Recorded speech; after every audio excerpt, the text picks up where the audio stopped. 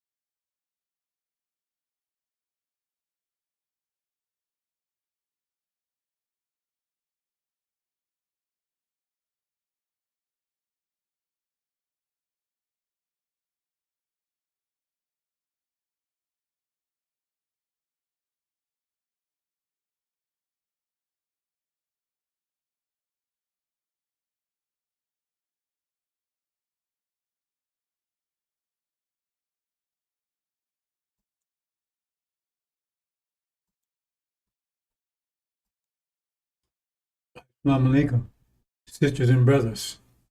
Sulman Rahim here. It's the covenant break of the 7 seals. What a day, brothers and sisters.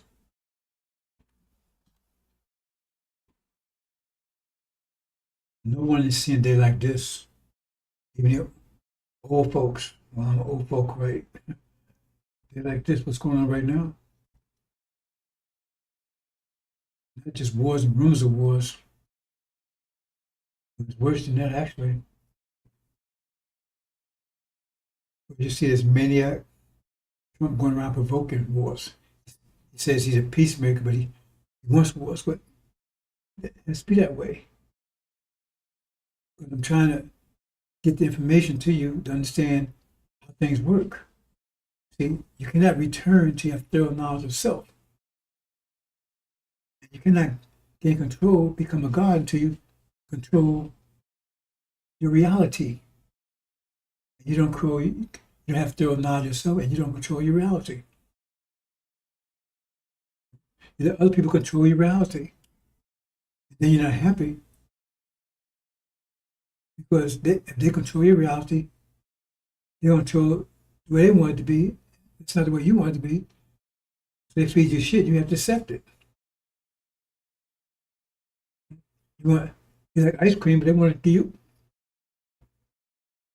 give you like chocolate. They want to give you vanilla, because you let them control. As long as we stay here in America, they control our reality. They control our reality as long as we stay here. That's simple truth.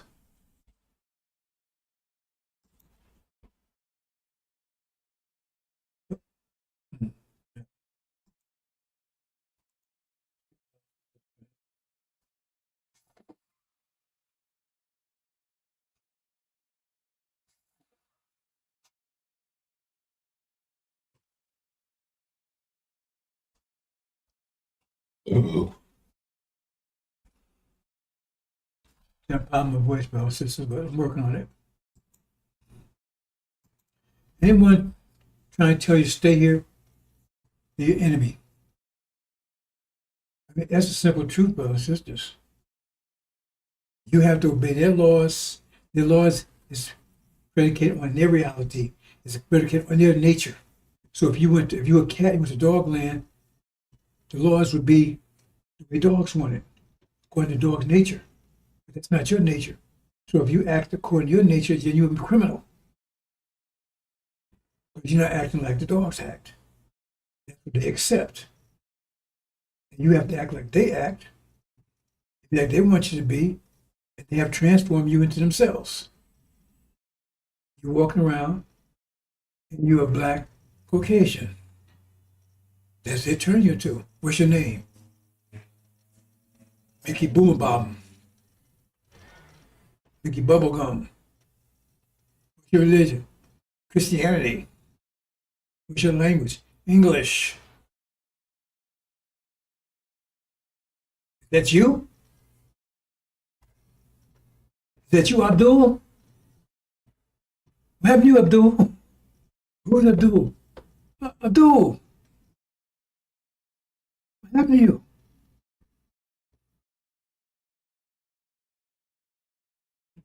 Look at your religion.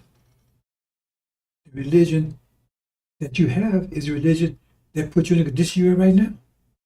The people, that religion is you can tell you don't have to listen what the words in the religion say. Look at the people that's following that religion. See what it's saying to them. See what it's saying to them. Then you know who they're following. Because what it says, knowing by their works, not by what they're saying, what it works. Rape, murder, incest, genocide. How did you get this man? See? How do we get over here? That's what Christianity represents. I don't care what they call it. You taste it, and you know what it is. It tastes like apple, it is apple. That's orange. I don't care what they call it. You taste it. We taste Christianity for 40 years. What it tastes like? It tastes like shit. That's what it tastes like. We're eating it for 40 years. What it tastes like? It tastes like shit. It tastes like getting whooped, getting raped, getting burnt.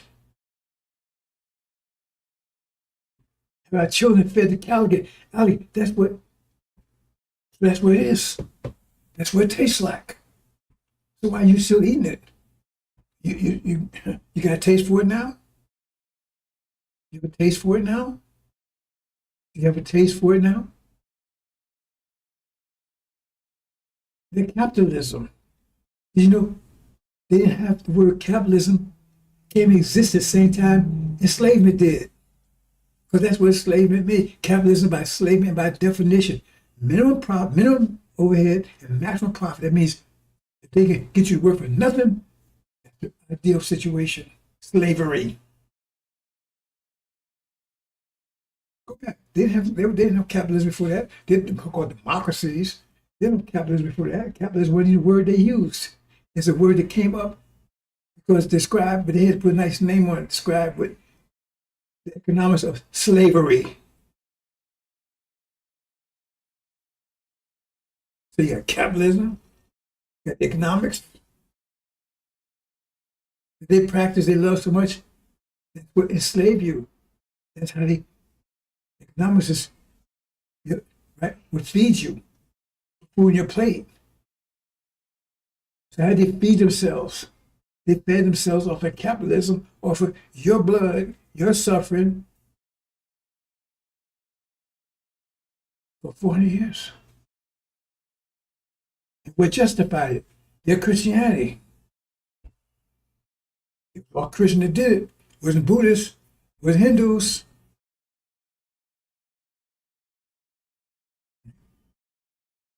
Nobody works.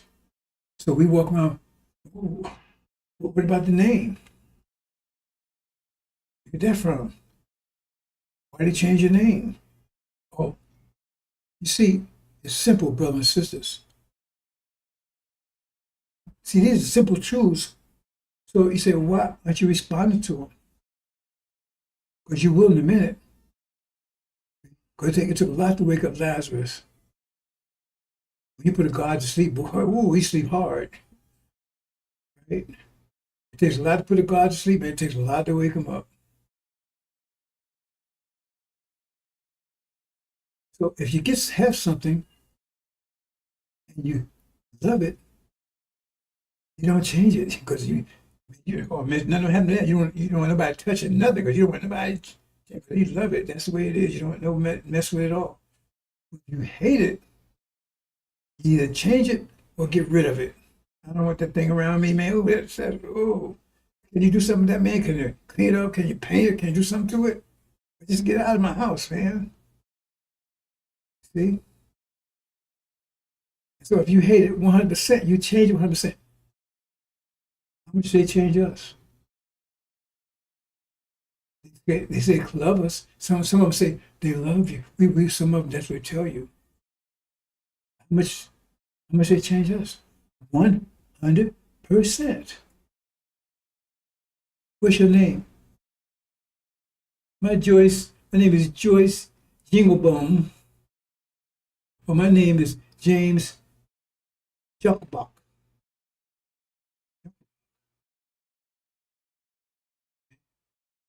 Jamie Huckowitz.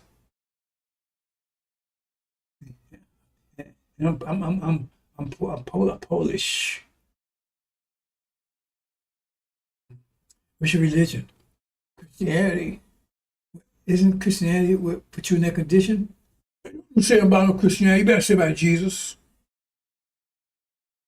Yeah, but didn't Jesus curse you black? Oh, you better remember in Mark, book of Mark, just being yourself.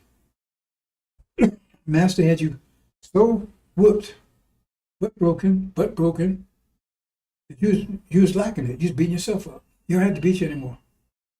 Beat yourself up. Because their butt broke us, and then some of us like it.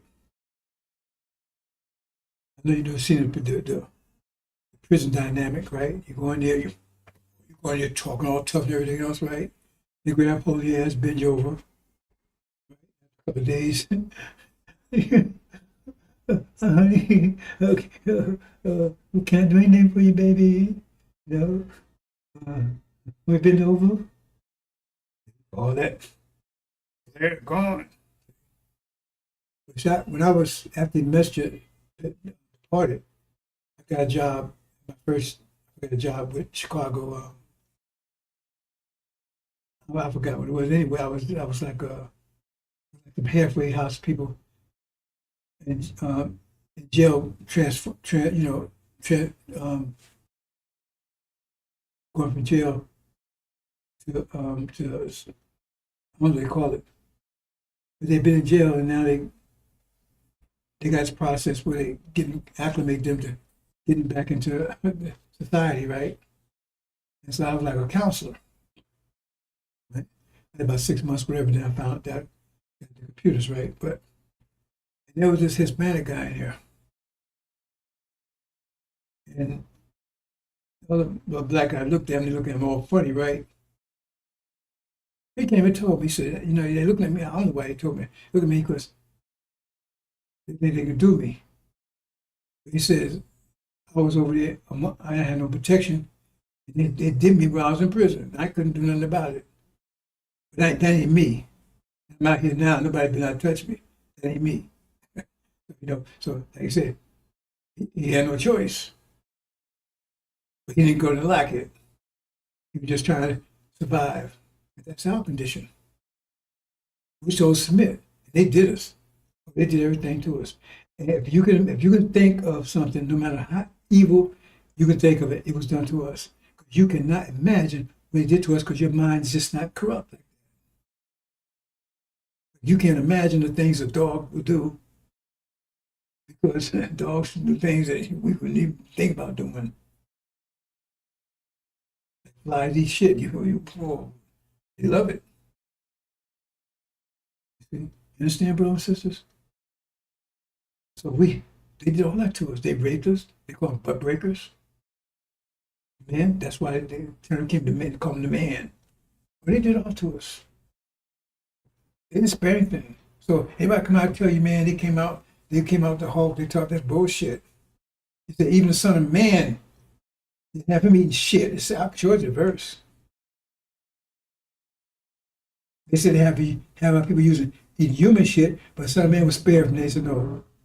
He said no. I'm not going to allow that to happen to you, but you can have to eat animal shit. Let me show you the verse. It's in there. Look it up, bro. Google it. But he had these shit, and what do you think they did to the rest of us? We had to go through. We wouldn't put anybody through something we wouldn't do ourselves. Dr. Boz knew that for us to go through this. He said his family had to go through it too. It's not something we want to do.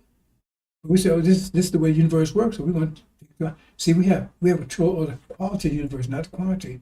I'm going to talk about that in more detail another day. I don't think people understand the difference between the quality and the quantity. No one controls the quality, quantity. But we control the quality. We build the stars, the planets, everything. We had to go through that. The test is, if you end up lacking it, that means you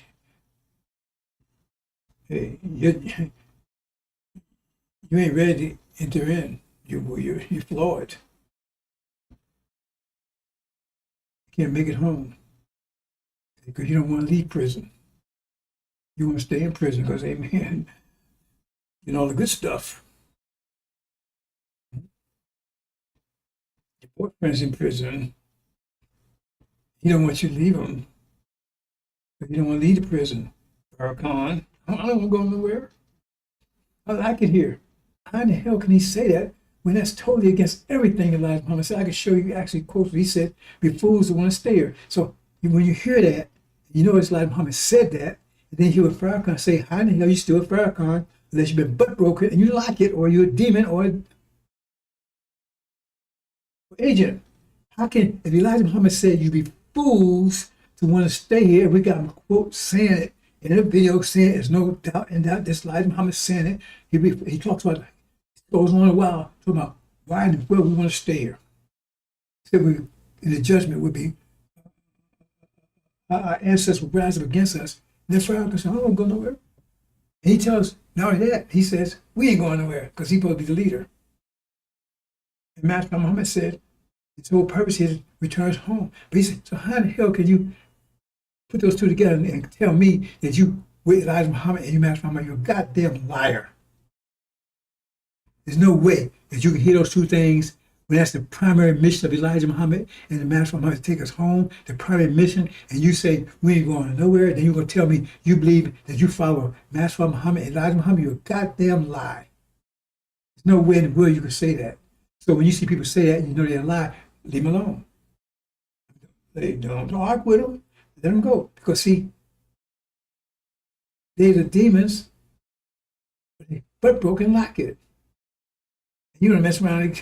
You know, they say when business broke like that, man, they like to chop you up. You don't mess around and get some pip scars, scars. But they went off on you. Leave them alone. They butt broken. They like it. My name is Charles Jimmy Bone. Wow. I see people nowadays. Like, I went in the military. I didn't know anything about Malcolm X, Islam, anything. I know about history. I know about their history because they joined the school. Because I went in the military because I was my father passed, and he had nobody, had nothing. When I got 17, I said, I could get off these streets. I went in. But now, after all this stuff is happening, and you walk around and see these Negro butts, they walk around with the military, they're not drafting, they just joined up, and they're proud of it. They're proud of it. So what is that? What is that? That means either demons or they butt broken and like it. They butt broken and like it. They walking around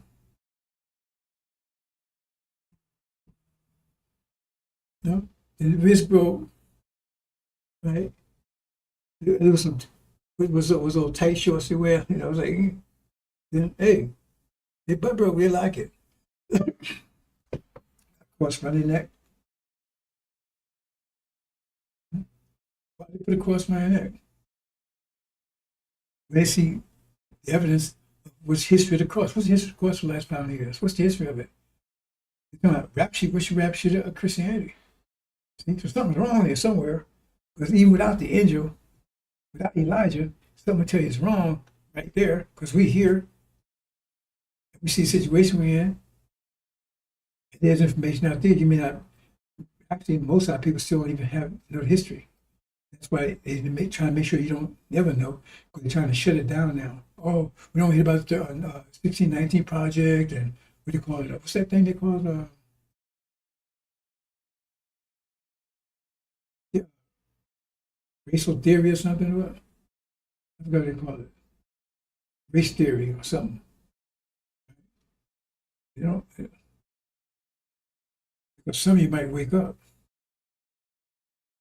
See?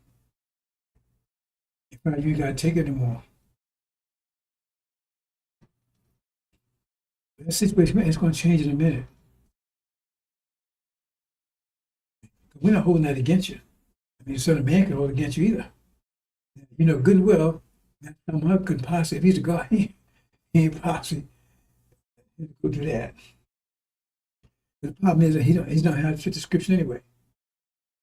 The problem is, they're taking it there, he's a God. There's no ifs, ands, and buts about it. Elijah Muhammad's a messenger. No ifs, ands, and buts about it. And Farrakhan's a goddamn liar, no good punk, coward.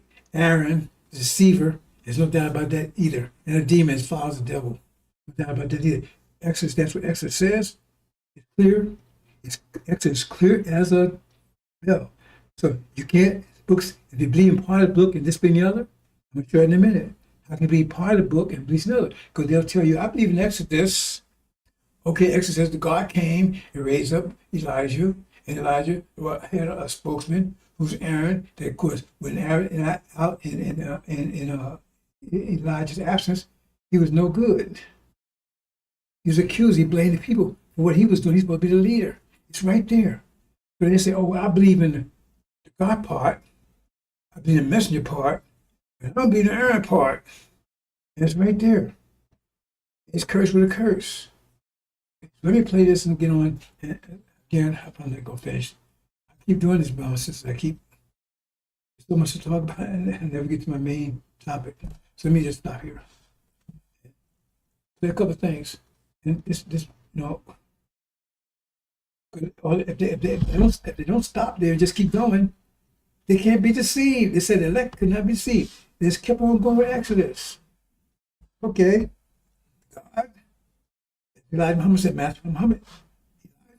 Right? He departs. He would depart. He went 40-some years, he would depart. And Aaron went 40-some years in the wilderness. And Aaron deceived everybody, got everybody to have worship gold camels. He did all kinds of bad things. Got all those people killed. It says right in Exodus. And then Joshua took over. He was the master of the covenant, what they say in Malachi. He's the one that took you back home where they say you're not going anywhere. You can't go wrong with that, bro. Simple. That's 1+1 stuff, ABC stuff. See? They'll tell you they believe in the first part, but they stop right there. So it will be easy to separate when the time of separation comes. Because they have no excuse. What was wrong with the rest of it? You believe the first part. What happened to? Why you stop there? Move on, brothers and sisters.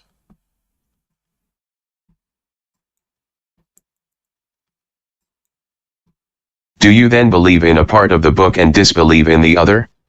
What then is the reward of such among you as do this but disgrace in the life of this world, and on the day of resurrection they shall be sent back to the most grievous chastisement? And Allah is not heedless of what you do. 86 These are they who buy the life of this world for the hereafter, so their chastisement shall not be lightened, nor shall they be helped.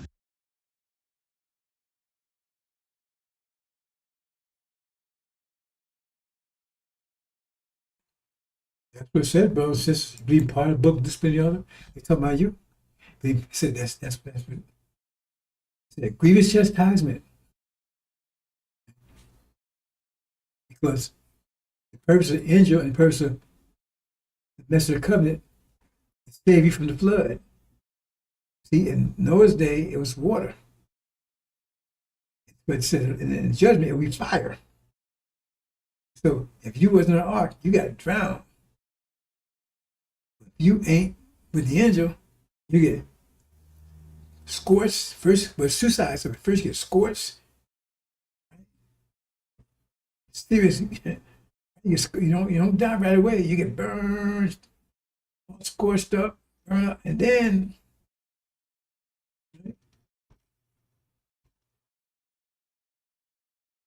urgent grievous test, right? Then you get. That's what's happening, and we're not talking about years anymore. We're talking about literally days, brothers and sisters.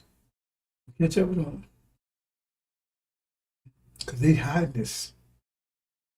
They hide the light. Light has fire in it. It was grievous chastisement. Because how are you going to say, how did you believe in this part and don't believe that part? Because if you believe in that part, you couldn't, if you had a follow X all the way through, there's no way in the world you could have been conceived by Pharaoh. No way. It's impossible. It's impossible. Plus, it's cursed with a curse. Anyone would tell you, if you didn't know anything about Farrakhan, somebody walked up and you tell you, if you got cancer and you got end up getting castrated and you got a piece of shit in the bag, would you call that a curse? The hell yeah, it's a curse, man. God, get after me, man. You hear that? When it comes to Farrakhan, oh no, there ain't no curse. That's a trial. Okay, what they can do, transplant? Ain't no trial. Trial is something that you recover from. Like a spanking. Okay, you just got a little pain, but you know, remember Job was told, so he can't be Job either. The Satan was told, yeah, you could mess around with Job, but you better not do anything that cause any permanent harm to him. See how the reason they told you that about Job, because it's also referring back to Farrakhan, because that's permanent harm. And harm right in the place where it says the female is out of heaven, and that's in there for him. Right there. That's not a curse. What is it?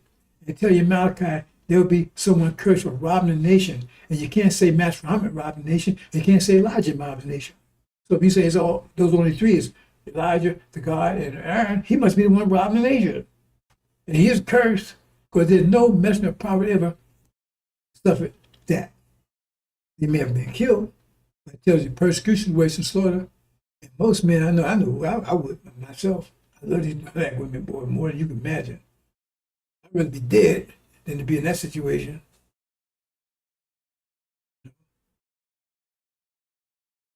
Doc told me, well, man, you know, you need to, I'm 76, right? You need to go and get a prostate and MR and everything else.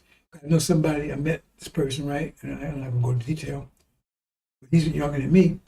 But he went to that examination. It sounds a little pimple or somewhere. If they went in and caused prostrate or whatever, then he's walking around in a diaper. He's 60-some years old. I'm saying, really? And now you want to tell me that I got to go? I said, look, I'm 76. I don't plan to be a million years old. I'm feeling good. I'm doing good. I ain't going to do that. You did the damn Farrakhan. Lord may have some radiation pebbles. Right? I'm feeling good. So if I do got somebody up there, by the time to catch up to me, I'll be going anyway. You ain't walking around like that. Curse. This stuff is so simple. Elijah Muhammad said it made so simple. Even a fool can err. So if you're erring, that means you're a fool, a demon, idiot, agent. Come on, brothers and sisters.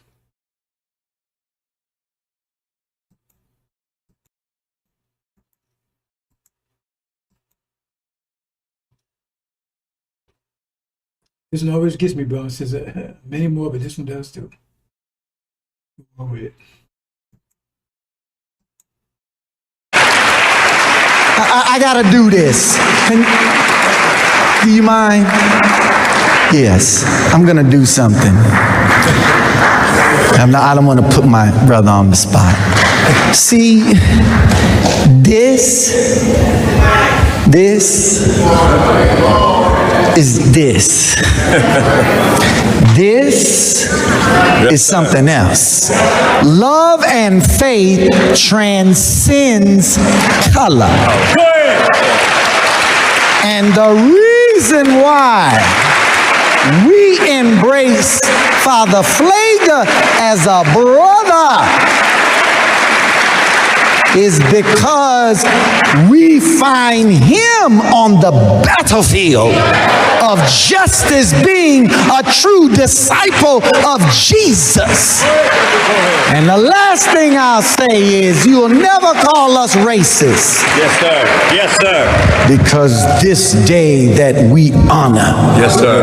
Master Fard Muhammad, if you see an image of him, put his image up. Yes, sir.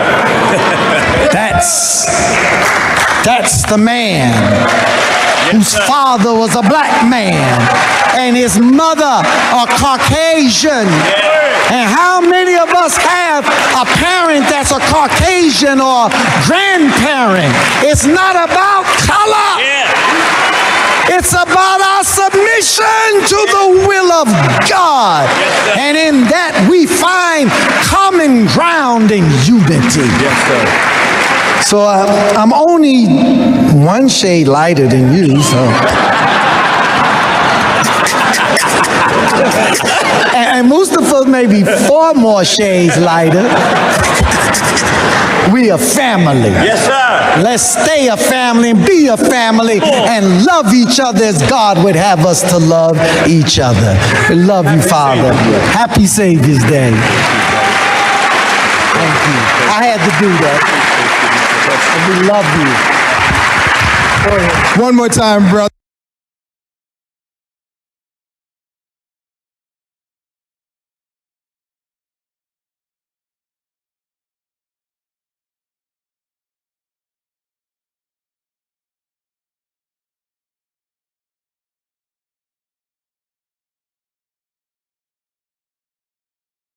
Although the Nation of Islam, does not presently advocate violence by its members, the group does preach hatred of the white race and racial separatism.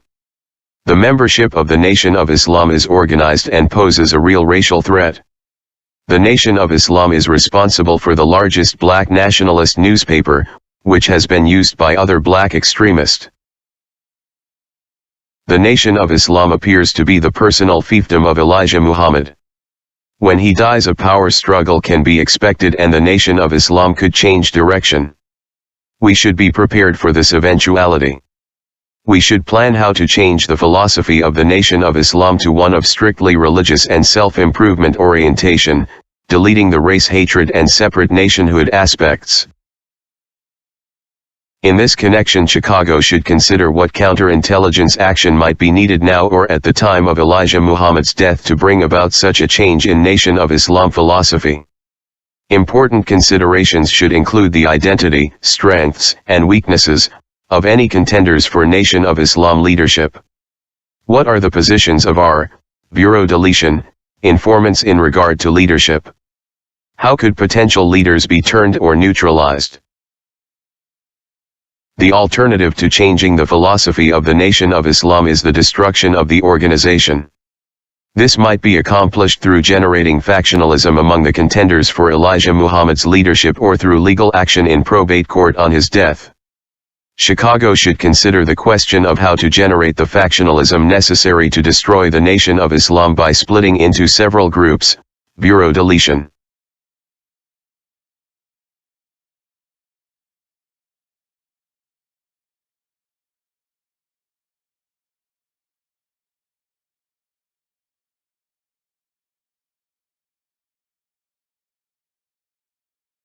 Do you think that the FBI just folded and walked away? Read this document carefully. Did not the FBI accomplish each of their goals? Did not Farrakhan deliver everything the FBI wanted? We should plan to change the philosophy of the Nation of Islam to one of strictly religious and self-improvement orientation. Sunniism, Scientology.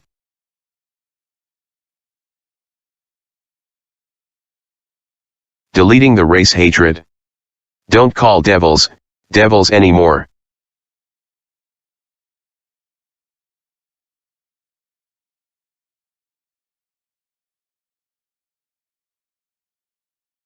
Deleting the separate nationhood aspects.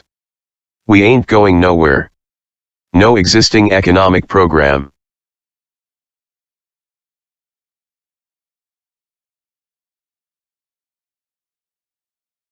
The reason why these facts are ignored is because those that surround him are demons, fools, idolaters and FBI agent handlers who make sure he stays on track.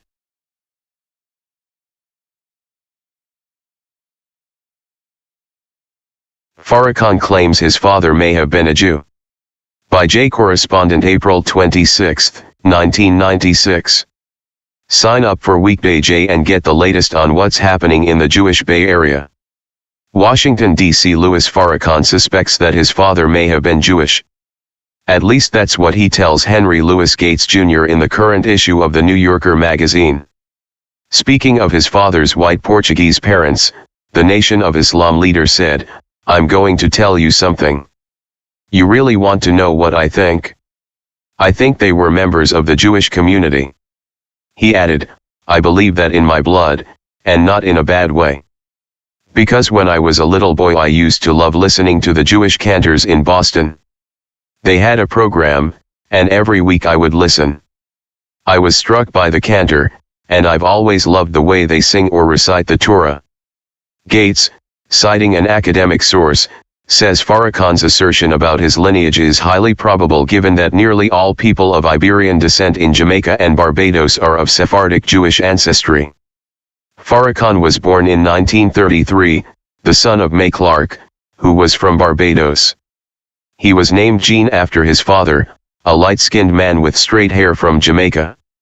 His father, Gates writes, was a philanderer whom the family rarely saw. "If in my lineage there are Jews, I would hope that in the end, before my life is over, I not only will have rendered a service to my own beloved community of black people but will also have rendered a service to the Jewish community," Farrakhan was quoted as saying. In the interview with Gates, which reportedly lasted 9 hours, the Nation of Islam leader also made reference to wise Jews who plan evil, the international conspiracy of Jewish bankers and overwhelming Jewish complicity in the slave trade. Jewish groups expressed outrage over Farrakhan's latest public statements. Farrakhan's effort to make it appear that he is merely criticizing the evil he finds in his own Jewish antecedents is a reflection of the bizarre and ludicrous nature of his entire behavior towards Jews, Phil Baum, executive director of the American Jewish Congress, said in a statement. Meanwhile, a planned protest against the Anti-Defamation League of B'nai B'rith fizzled last week when 3. I have trodden the winepress alone, and of the people there was none with me, for I will tread them in mine anger, and trample them in my fury, and their blood shall be sprinkled upon my garments.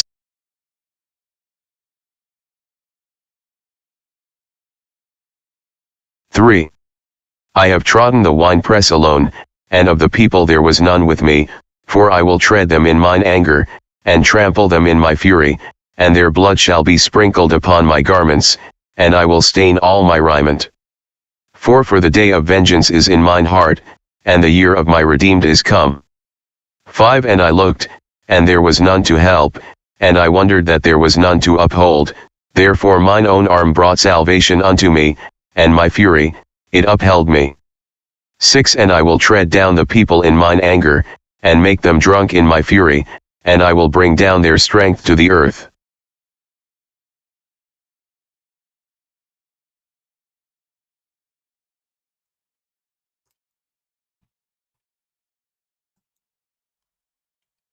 Brothers and sisters, I just played you Spot Farrakhan. He's shocked. They wonder why they ignore it. The truth, not made up, not conspiracy. You notice one thing he said, I revealed, 7 years ago. His father was named Percival Clark. The devil. Showed a picture of him. You can Google it. Percival Clark, and it says Farrakhan's father. Asian. They try to say, well, he's a Mexican Jamaican. Percival Clark ain't his father. So they got some clown idea trying to dispute. So Daniel's father, Walcott. I can't remember his name again. Something Walcott. Eugene Walcott, that's right. That's not true. And he says it's so, but he been lying about it so much. That's the problem about lying, because you get yourself confused. Like doing sin in your eyes and wonder why you can't see. So he slipped up, and if you play it again, he says his mother's name was Sarah Mae Clark. But right, Clark. Where'd you get that Clark from?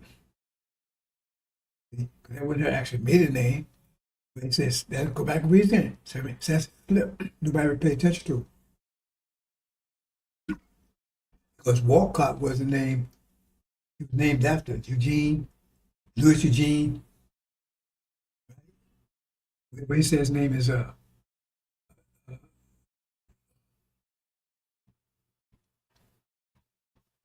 Farrakhan says his name is Louis Eugene Walcott, right? That's what his name is. But Walcott is named his stepfather. His real father's name, the one that raped his mother, he claimed raped his mother, was Clark. So he slipped up and said, he said his mother's name was Sarah Mae Clark. Right? See what I'm saying? That means she was either married or she was with this Clark guy. If you look at him, he's Caucasian. And they tell you on there that it's Farrakhan's father. Which, if you understand anything about the seed, biology, if you say devils of devils, then he's got to be one too, because he's a seed of a devil. He's not seed of Abraham. And remember, the promise was the seed of Abraham, but he's not seed of Abraham. I'm getting to where I can't stay on track anymore, because I have so much to say about sisters that I never get to my main. So I'm kind of give up on that, just play it by ear as I go. I start talking, so many things to say. Right? Maybe I need more discipline. So much bounces and time is running out. Yes. Let's see here. When it says, I will pour upon the house of David and upon the inhabitants of Jerusalem. Talking about house of David. Which house of David? Anyway, you understand Angel Ark. And you understand what it is. And inhabitants of Jerusalem. The spirit of grace of supplications. They shall look upon me whom they have pierced. They shall mourn for him as one mourn for his son. And there shall be business for him as one. Because what it's saying here in simple language, right, is that when we do get home, right, then the people they're gonna weep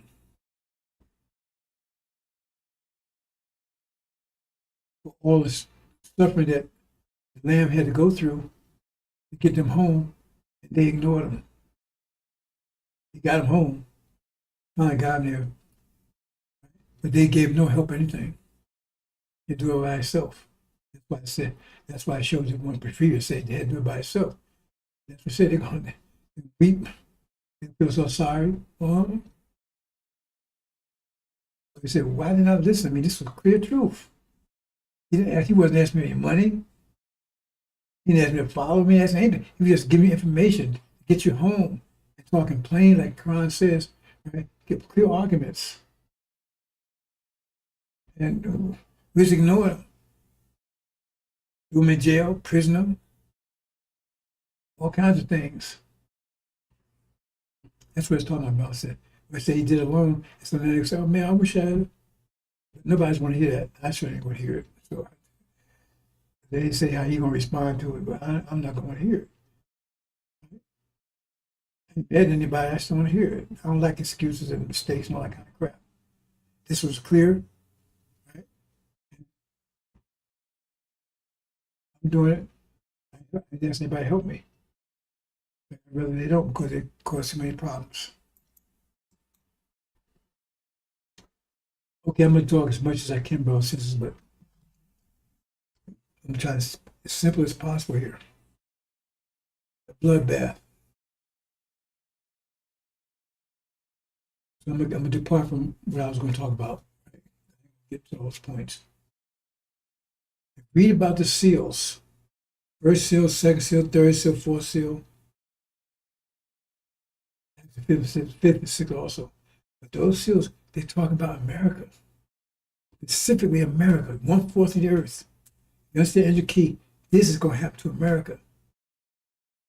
They give you say, okay, well, that fourth of the earth, wherever that fourth of the earth is, you know it has to be America because it said that person on the white horse is an African. If you understand your key, and that means the African, we have to throw it at 1/4 of the earth. That means the African will be a president over a European country. Say less. If you understand any of it, it's a African, but not one of us. African.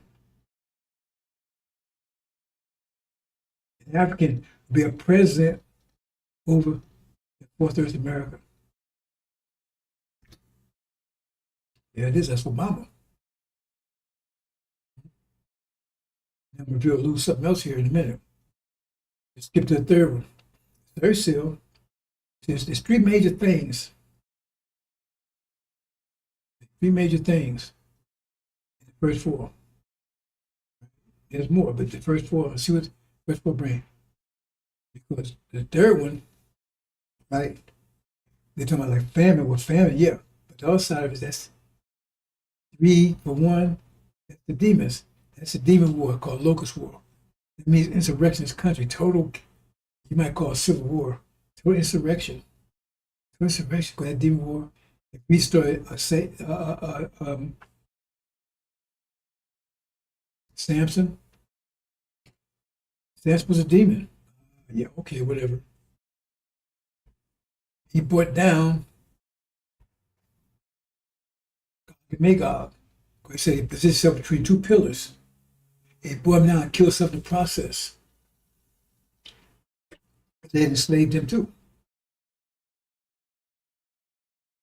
So the Dames are going to bring America down. It's not the call 140,000 of these out of here. It's not they're going to fight their way out of here. The demons, the locusts, they're bringing it down. That's talking about Samson. They're going to bring this country. The fight's going to be so fierce, and the blood's going to be so terrible. Not just them. That's the third seal. Plus, it's famine. The demons, famine, right? And it kind of insinuates that the demons will cause the famine. They war like that there's no food can be produced, no food can be in stores, anything like that. Anyway, those two things simultaneously. We said the first one and the third one. The fourth one says, wild beasts of the earth. Well, that means America will be, that's Armageddon. I told you it's a European war. America's been torn apart by over in Europe. Right now, Trump is alienating the Europeans. See, what everything he's doing is going to backfire. You say, oh man, yeah, he is stupid, he's ignorant, but it doesn't matter because the point is, you cannot, if a person fell off a 20-story building, you can pray, you can scratch your ass, right? You can holler, scream, there's nothing going to stop him and crash to the burn, crash in the ground. That's what America is right now. The universe is contracting, energized, all nations be energized, the nations they've been beating on and terrorizing. They terrorized, they did worse to us. They did some everybody, even their own people. So now, time of consequence. Let me speak to that. So, okay, I got one thing after another, brothers and sisters.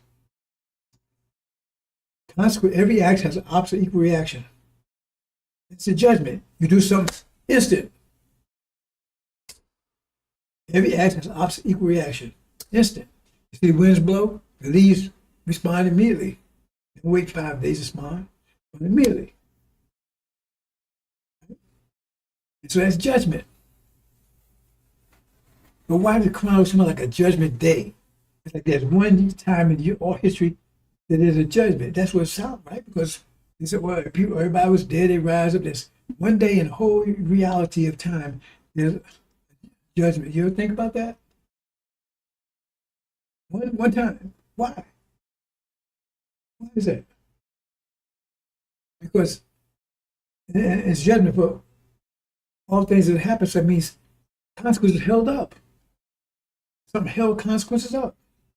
Some held it up. And then it's released all at once. Because it said when the judgment comes, when it hits, it's going to do it like America, Babylon, one day. Everything hits like suddenly. It's like a dam. Suddenly breaks, wipe away the whole town instantly. That's what Judgment Day is, bro. Since Judgment Day is all the force of that loose has been dammed up. That's why you understand Scripture if you want, because it tell you if you someone is making mission shed blood, and you submit to them, that means you don't respond to that mission shed blood. You submit. If you're in submission, they're doing it, so you're just taking it. You're just taking it. That means there's no consequence for them making mission shed blood. If there was consequence for them making mission shed blood, immediately God would not have put them in rulership, because they would have been destroyed immediately. Every time they action. So no, you submit until the day they are raised. Oh, who's raised?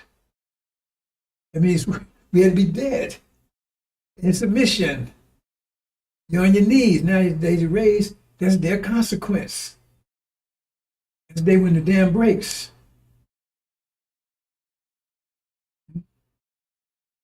That's what's happening, brothers and sisters. That's why I thought on Judgment Day, so everything was being held back. They submit. But jinn, they didn't submit. Because if you submit, that means you're bound it up. It didn't go away. Because it happened all at once. It just happened at a certain, right? If you react immediately, they do it, hit you, hit them back. But the judge said, no, I don't hit them back. Just wait. Just hold it up. Hold it. Let it go all at once. That's exactly what the Scripture says. So we submitted. That means we hold. Look what they've done to us. You can see it took force to do this to us. It took force to do it to us. That means that force is still on us. If you put your foot on a balloon underwater, it takes a force to do that. And it takes the force to maintain it under the water. Because if you move your foot, it's going to come back up. So that means we're in the situation, it took a force to put us in the situation where we are. Name going, culture going, religion going, everything. It transforms us to what they want us to be. And so we know where the force came from, because who we look like. We know the force came from because who we look like, who we act like, who we talk like, what's our names. So we know the force came from, and that's a changing force. It wasn't a loving force. It was a changing force, a hateful force, because they changed you into what they want you to be, because they didn't like what you was.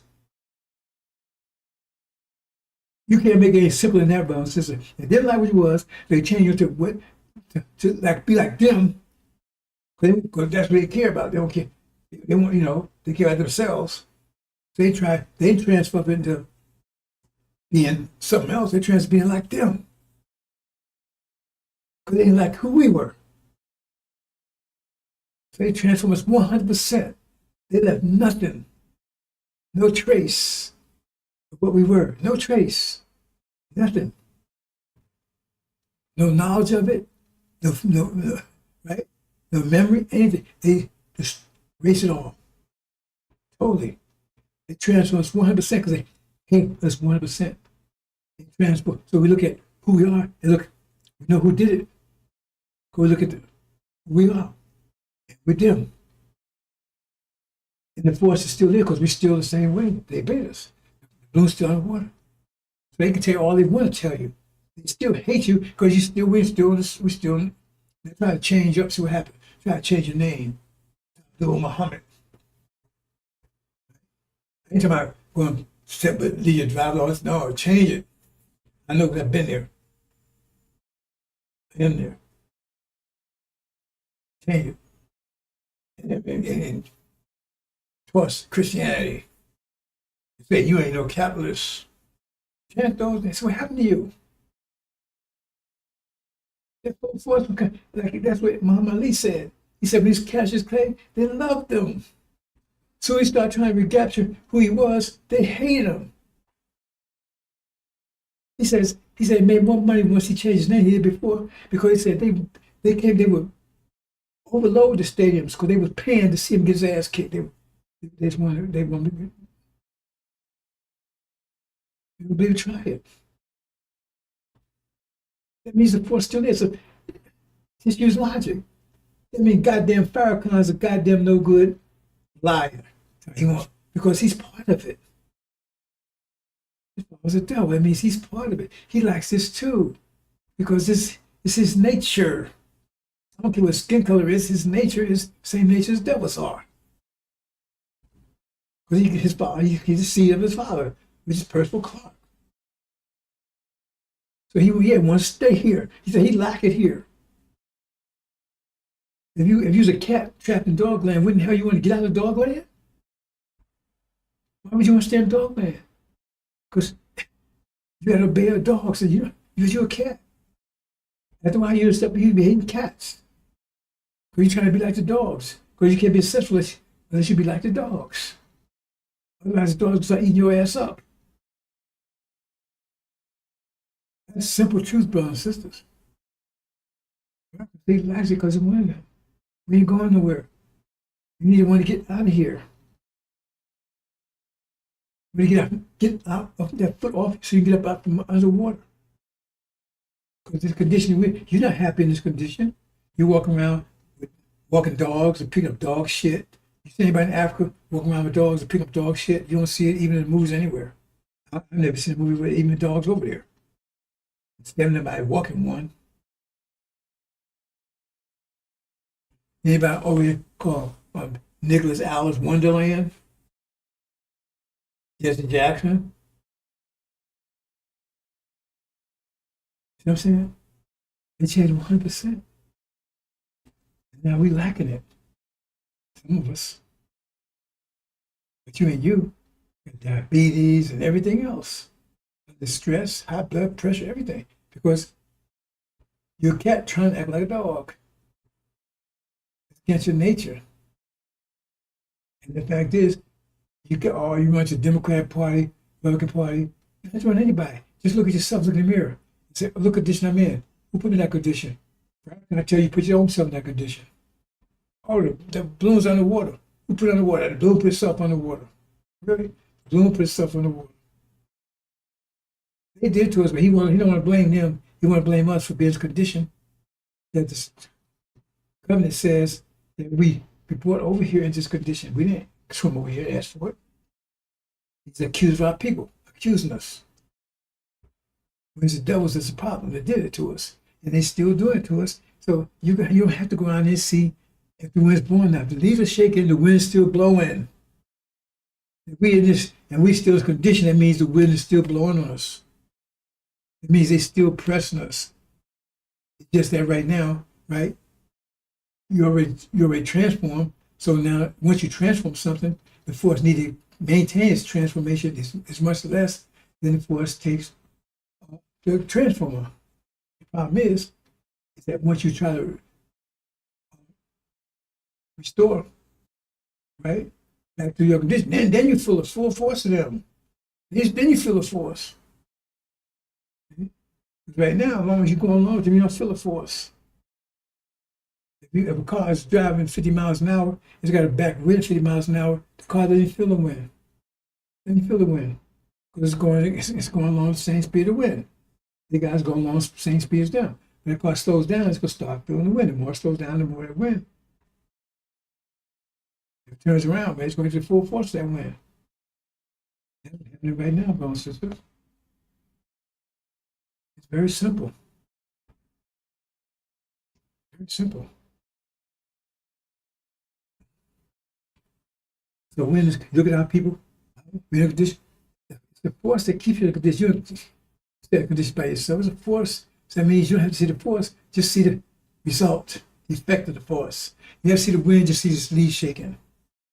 So that means, I don't care, Democrats, Republican, whatever. They're all together.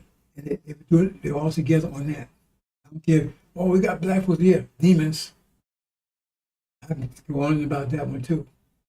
That means, oh man, no, you don't have to say, I wonder, that wind's coming from Florida, or is it coming from Texas? Well, if the wind's blowing north, then it's coming from the south. You don't give a damn which state it's coming from. Look at it. So, oh man, we're Democrats. No. Now people ain't back to they were, because they stopped doing it. It means the balloon bounced back up to who it was, right? But none of us bounced back to who we are. Some of us trying. I'm not back to who I am. I'm on the way. I got rid of that damn dying ass, no good, effing religion. That fake Jesus. Got rid of that cross. Got rid of Farrakhan. Got rid of the name. I'm still here. You won't be free until you get the hell out of here. You come under the foot. You can roll around under the foot, but you're still underwater until you move the foot. Until the foot is moved or you move it. Then we gotta get out of here. And once we got here, it says instant. You transform in instant. Is that what it says? Because once you got here, the force that puts in the condition no longer exists. Because we are from under it. So you be transformed in an instant. That's all mathematics, but you put the mathematics to it, then you understand it. Once we get out of here, out of their control, and now we're under our control, transform in a twinkle of an eye. It says. Back to who we were. The force is holding us down. It's coming from them. I don't care what they call themselves. Right? It's all of them. All of them. The Bible says none are good, no, not one. They go, oh, I'm the good one. No. Of course, we're in this condition because it's a force keep us in condition. Now you had the power. You had the power, right? To nullify that force. But they got you beating yourself. Because instead of using that force, right, to maintain yourself, to strengthen yourself, you wasting it, the energy on NFL, NBA, all this kind of bullshit. So they still have you already had foot, and plus on the other side of that is the quality side. They give you the shit, they keep the gold. $1 million gold farm is worth $1 million gold mine. $1 million shit farm, both of them, the price tag was $1 million, both worth the same thing. Somebody pay you $1 million, so it doesn't matter, but you got the shit farm, they got the gold mine. So you take the shit and convert it to gold for them, and they take the gold, turn it back, right, to eat. That's what I'm saying. Look what happened when you're in the fields. Here you are, you working, so you can put potatoes and onions and bake stuff on their plate, right? And they ate that, and they take a shit, and they give you shit to eat. Shitlings, that's shit. They give us shit to eat. We had to take that shit and come go out there and work, convert it back to gold for them. That's exactly what happened, called a symbiotic relationship. And tell me it didn't work that way. That's why they won't let you go. Because you converting their shit into gold for them. And they just feed you shit. That's capitalism. Minimum overhead, maximum profit. That's why they let you go. Once they let you go, they go back to the caves again because the creative built. That's another story altogether. We can understand, brothers and sisters. I'm not going to get too many subject here. There's so many things to talk about, but that's where we are right now. That's what it's been. But now America is the primary target. See, if Farrakhan, he wants to have America. We got the tapes, you know. He's when this war resumes, probably one of the first casualties of it. Him, his whole organization. Thrones are cast down. Right? You watch those. Let me go over the four horsemen again. And at first I said, if an African person, not from Africa, if I was African, not one of us, he'd be a president of a European country. It wasn't America, actually. Therefore, they was talking about America. Then on the third one, right, you got the demons, the wife, the devil's great children, skin folk. They see the devils, but they look like us. That's called Samson in the scripture, but they're going to tear this country apart.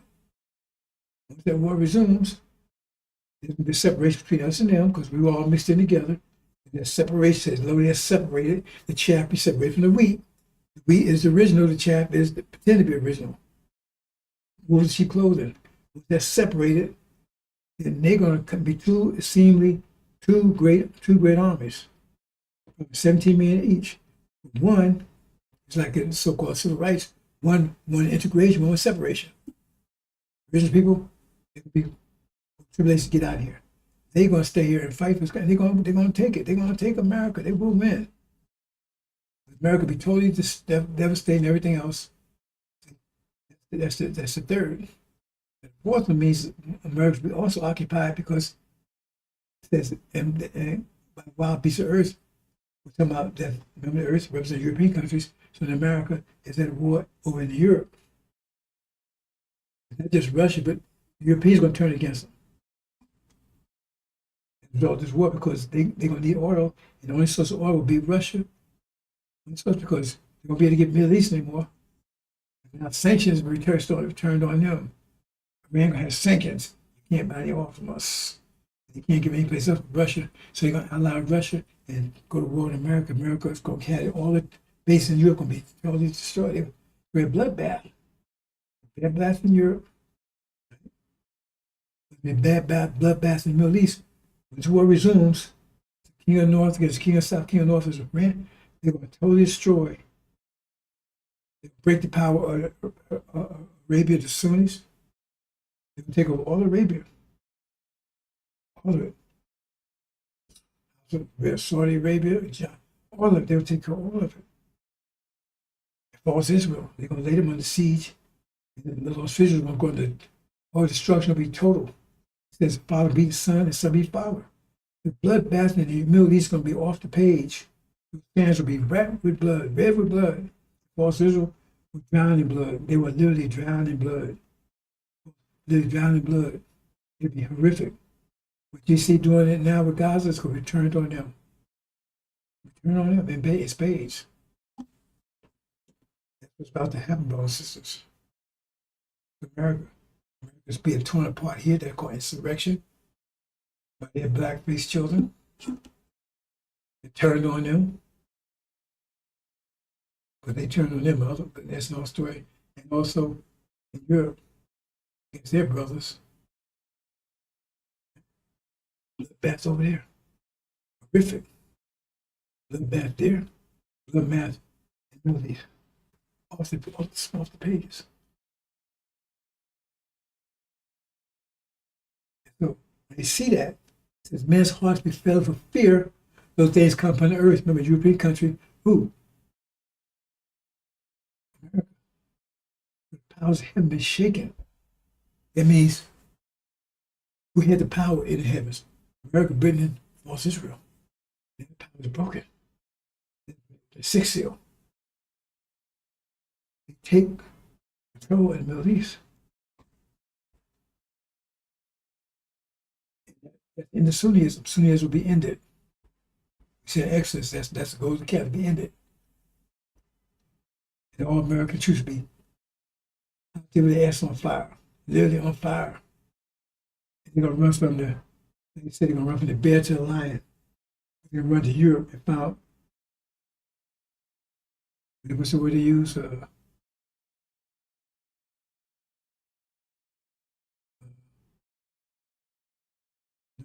something right there.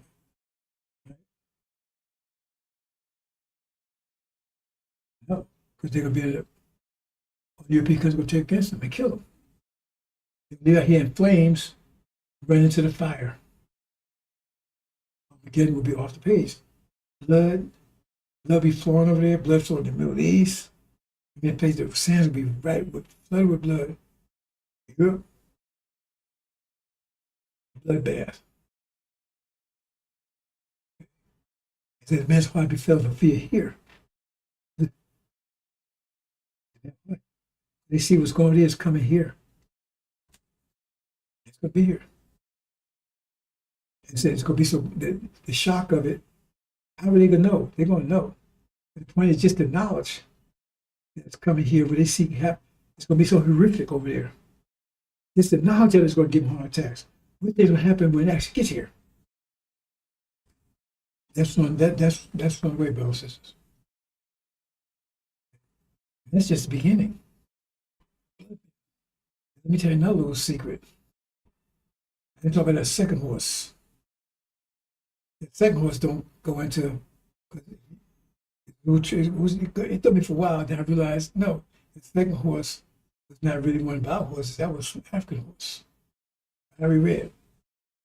That means the four winds had blew. And the four winds blow after we came together.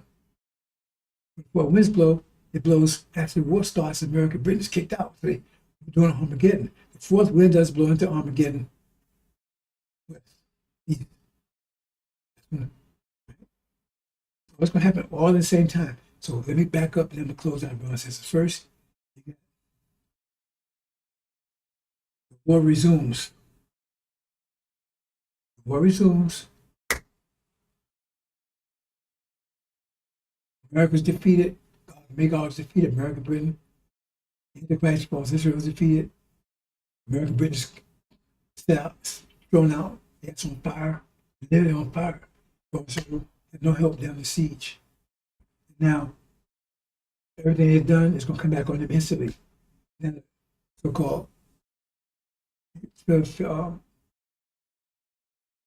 Palestinians, they're going to do back to them what they did to them. Worse. So they said the fathers lead the sons, same with fathers. It's going to be false Israel. At the same time, the Sunnis, after they kick them out, the Sunnis still be fighting. They're going to squash, eliminate Sunni Islam with bloodbaths. Sunni against Shia. It's going to be a bloodbath. That's going to be second. That's going to be, the blood's already red from fighting Britain and false Israel. Now, the secondary part is Shia Sunni confrontation, where Sunnism is destroyed. Sunni is destroyed. The sands will be soaked with blood, soaked. It's going to be awful.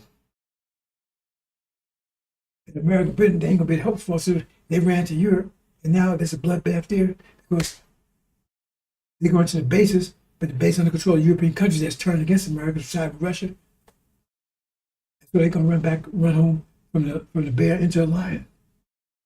It's slaughtered. They're going to be slaughtered, trying to get back to their bases, slaughtered. The blood is going to be behind the horse's brow. It's going to be a bloodbath over there. Bloodbath in Europe.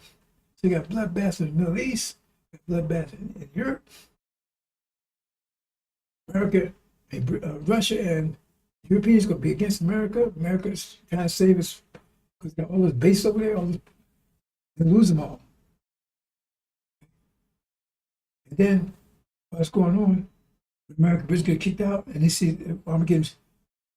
They're gonna realize, oh man, that's coming here. They're gonna be able to stop it. Because during that time, right? Remember, all this happened. What's going on? American British got kicked out. They're gonna attack us when they see false Israel go down. And they say that before they're gonna attack us. And that's when the four winds blow. And the four winds blow. And that's a red horse, fire red horse. It says, one of the white horse will conquer to conquer. It's part of the second conquest. Because all the Africans here, you got millions of them here from Greece and everything else. When they attack, they're going to attack all blacks. So they're going to rally around Because remember, he had a sword. The sword. He's gonna lead them to attack here. Remember him? He's gonna lead them to attack, and they're gonna be attacking off the page until the leopard comes in, and he's gonna be with the leopard. That's how he gets with the leopard, right? Because he's going to be laying the groundwork. So when the leopard shows up, right,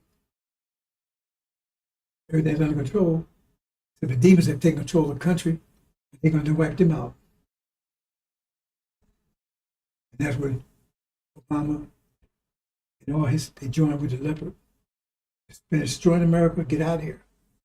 Something happens after that. You understand, bro? That's what you expect to happen before Christmas. You see some of these things happen real soon. In fact, some of these things happen right now. If you understand about this desolation, this is my voice. That's why I said that fly rail said that sword. Those are the sword represents the country, the people. They were united around him. When they attack everybody else, they can say, okay, they're rally around. They're going to attack. They're not going to just attack. They're going to attack us too. They're going to attack everybody. That's not African. And that's when you come together, see the great army. Because then you're going to realize you have no friends. And you had to come together, achieve Hajj on your way getting the hell out of here. When you get out of here, transform a twinkle of an eye. But now, the force of America is no longer on you. Ready to go to war, ready to take your kingdom back. Take your universe back. Hope you understand, bro, since I didn't get to my main, but I hope I explained that clear enough. And you'll see it happen in a few days, brothers and sisters. Maybe starting today, it's very close. That's from Muhammad. Read chapter 12. War broke out in heaven. Michael's angels matched from Muhammad, his angels. Here, goes against the dragon, that's Sunni. Sunnis. And his angels. America, Britain, false Israel. They got their ass tore up. And then demons over here, the chief demon, Legion, right? He gets cast down. The accused of our brother get cast down. As soon as that war resumes, things move fast. So you hearing this, you understand, that means you'll be called God. Because it happens so fast, his head will be whirling. People will be in panic. They have to flee and leave their baby in the house if they want to survive. Somebody ain't gonna know that. They're gonna go in there, they're gonna tell you just do that. But what if you don't do it? What if you don't know to do it? That means it's telling you, you have to explain to you. If you don't know to do it, you go back and get your house, you go back in there, get your car, get your keys, get your baby, whatever, you're dead, and they're dead too. That's what it's saying. You have to come out directly say it says that you can't go back in there. Why? Because if you do go back in there, what's gonna happen? You're gonna be dead.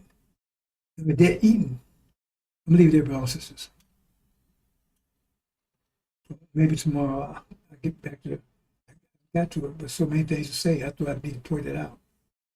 The four, then you get to 6, get to 6. That's also the first 4 on the seals. It's talking specifically about what's happening in America. I'm trying to give a detailed explanation of it. It'll happen soon. We already seen the top part happen there. Obama's president.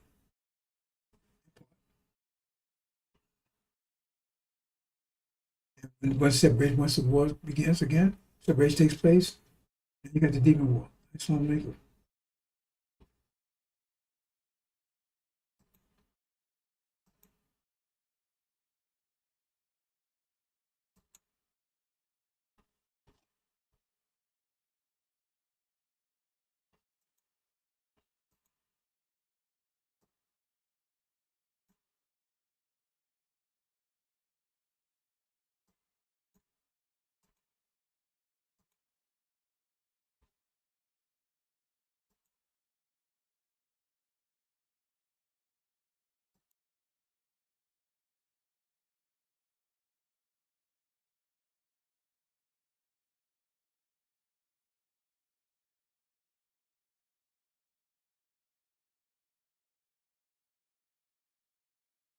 We have a lot of that going on, but we're taking care of our farmers. We can't let our farmers not have anybody. These are these people that you can't replace them very easily. People that live in the inner city are not doing that work. They're just not doing that work. And they've tried, we've tried, everybody tried.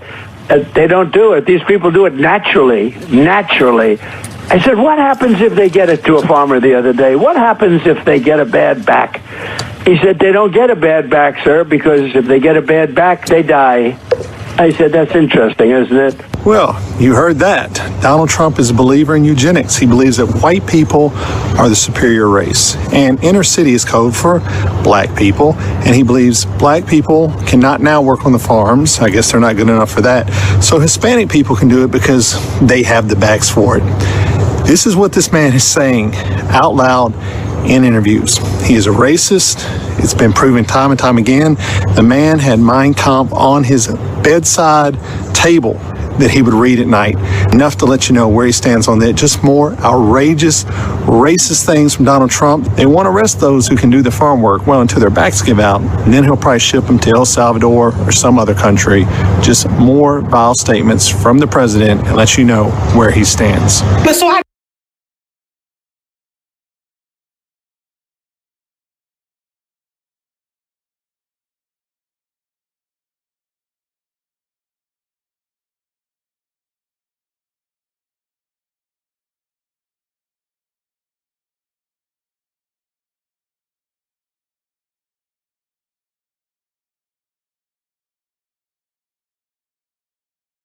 When they were arresting people for praying outside of abortion clinics. I mean, I do think the UK, and I say this as, someone who is half English, I think it's like reached, or it is quickly reaching a point where democratic reforms are going to be pretty tough because of the demographic change. And that, of course, the point of importing all these people is to overwhelm the people who live there who disapprove of the program. So you don't have to care what they think because you just bring in new people and their will becomes like all that matters. And so I don't think you're going to fix these things through elections at some point, probably pretty soon. And I just worry a place like the UK, Canada is another, a bunch of different countries in the West are at the point where they're literally revolutionary. They are poised for revolution. And as someone who really doesn't support revolution and hates violence and hates civil war above all, I'm worried about that. I mean, I don't see how this is fixed. Starmer, who's, he's just an instrument of larger forces, but he's a poisonous character, obviously, who's really hurt your country. He's in there for, 4 more years? And so you wonder, people are going to start to get really radical in a scary way. I think this is going to happen. And the people in charge don't seem to care. Well, you're already seeing it. You are seeing the anger beginning to manifest itself, and I completely understand the anger. I don't like you. I abhor any form of violence, but I do understand the anger when you have, Keir Starmer campaigned, I'm going to smash the gangs that allow these little boats to come over the channel, delivering tens of thousands of people illegally into the country. And they then get put into these so-called asylum hotels where they're given a pretty good lifestyle, certainly a far better lifestyle than many people really struggling at the moment in the UK. And of course, far from smashing the gangs, it turned out yesterday that he's smashing new records for the number of people coming in illegally on the boats. Of course. It's out of control. And the British public are reaching a point of saying, we are done with people coming in illegally and being treated better in a more comfortable and more luxurious manner than we treat our own people. Well, the whole point is to humiliate and degrade the indigenous population of the British Isles, the white population. I mean, that's the whole point. And are they really going to do something about it? What would that be exactly? Public are reaching a point of saying, we are done with people coming in illegally and being treated better in a more comfortable and more luxurious manner than we treat our own people.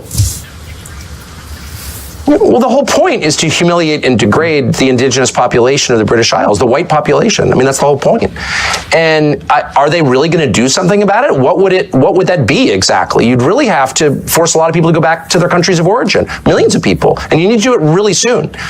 And are they actually willing to do that? I don't know, but these are existential questions that we have been browbeat into ignoring for decades. But the question is, like, is Ireland Ireland?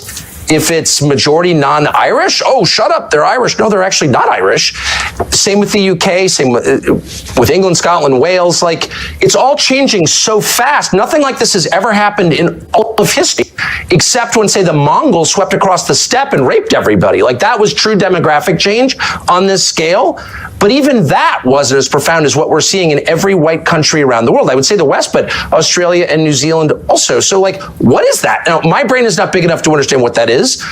I have a lot of theories about it, but I don't know if they're true. All I know is what the numbers are. And that's real. And no one feels that he can say it. Everyone's like, oh, well, if that were happening in China or India or Malaysia or Senegal, it doesn't matter. You'd be like, what the hell is that? Like, the population's totally different. Look at graduation. Pick, I don't know, King's College Law School, and look at the graduation picture for the last 30 years. Who's in it? Just, like, let your eyes tell you the truth for once. Like, this is a total change in population. Is it better? Is it worse? Can't have that conversation. Who's pushing this? Does the population want it? The population clearly doesn't want it. There's no polling that's meaningful on the subject. I mean, there's no referendum on it. You don't get to decide. You've got no voice in it, other than you get to go to jail if you complain loudly enough about it. What is this? I think it's the biggest and darkest thing that has happened in the last 1,000 years, for sure. And I think it's leading somewhere really, really bad. It's not happening by accident. That's obvious, because it's only happening in white countries. I mean, I think that... Oh, shut up, white supremacist. Well, in fact, I'm not a white supremacist. Well, I'm just noticing what the hell's going on. I think most people I've spoken to about this in the UK, most people have always viewed the UK to be a very tolerant, multicultural, cosmopolitan place to live. That's why so many people want to come here. And people have no problem with that. And it's been very successful for a long period of time. Wait, it's multicultural? What does that mean? We have a lot of different people from different countries, different cultures, and it's always worked historically. So is Sharia law in a multicultural country, is Sharia law... What does that mean? We have a lot of different people from different countries, different cultures, and it's always worked historically. So is Sharia law in a multicultural country, is Sharia law every bit as valid as English common? No, people don't want Sharia law here. No. A lot of people do. Wait, hold on. I don't know what you mean. Multiculturalism itself is a lie designed to subvert a society. No, a society has a culture. You can argue about what it is or ought to be. It's not necessarily the same as race. It's connected to race, but it's not the same. People from different races can buy into your culture. That was kind of the beauty of the West. But a multicultural society is not sustainable. There's never been your such a society thing. Is one about culture will dominate. Hang on, Tucker. Surely the United States of America, given the very way it was created, is the epitome of a multicultural society. And my point I was going to make to you was... It's absolutely not. No. It's a multiracial society. Yeah. Though it was not actually a multiracial society up until pretty recent. It was just like 90% white for most of its existence, but whatever. But you did have different peoples, you had different religions. That was all totally fine, but there was one culture, as American culture. There's no such thing as a multicultural society. It's not sustainable. One culture will overwhelm the other. Again, it's not the same as race. It's not identical to race. It's connected, but it's not the same.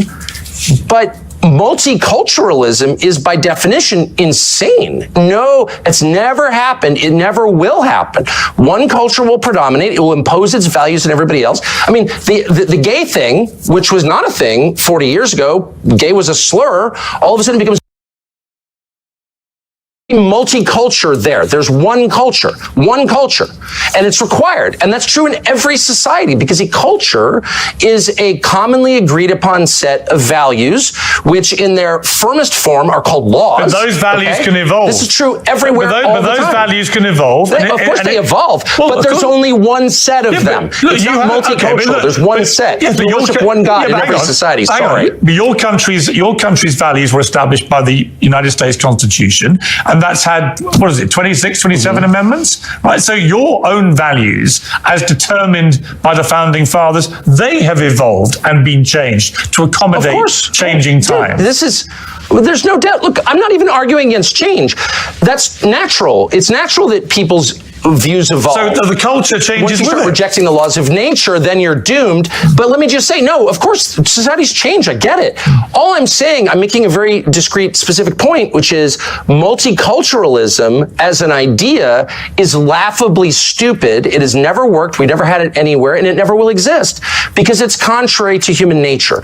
One culture, one way of looking at things, one worldview will predominate, and it will punish all who deviate from it. That is the nature of societies.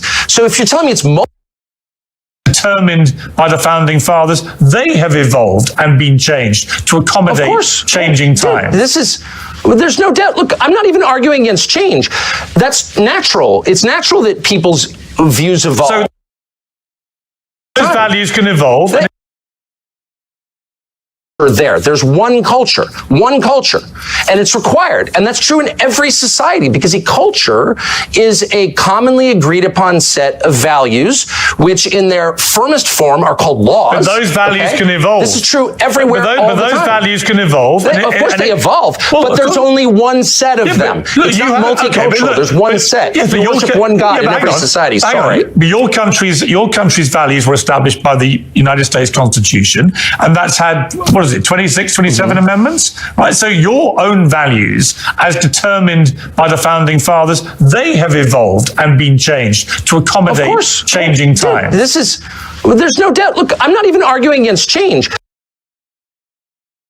Natural that people's views evolve. So the culture changes Once you with start it. rejecting the laws of nature, then you're doomed. But let me just say, no, of course, societies change. I get it.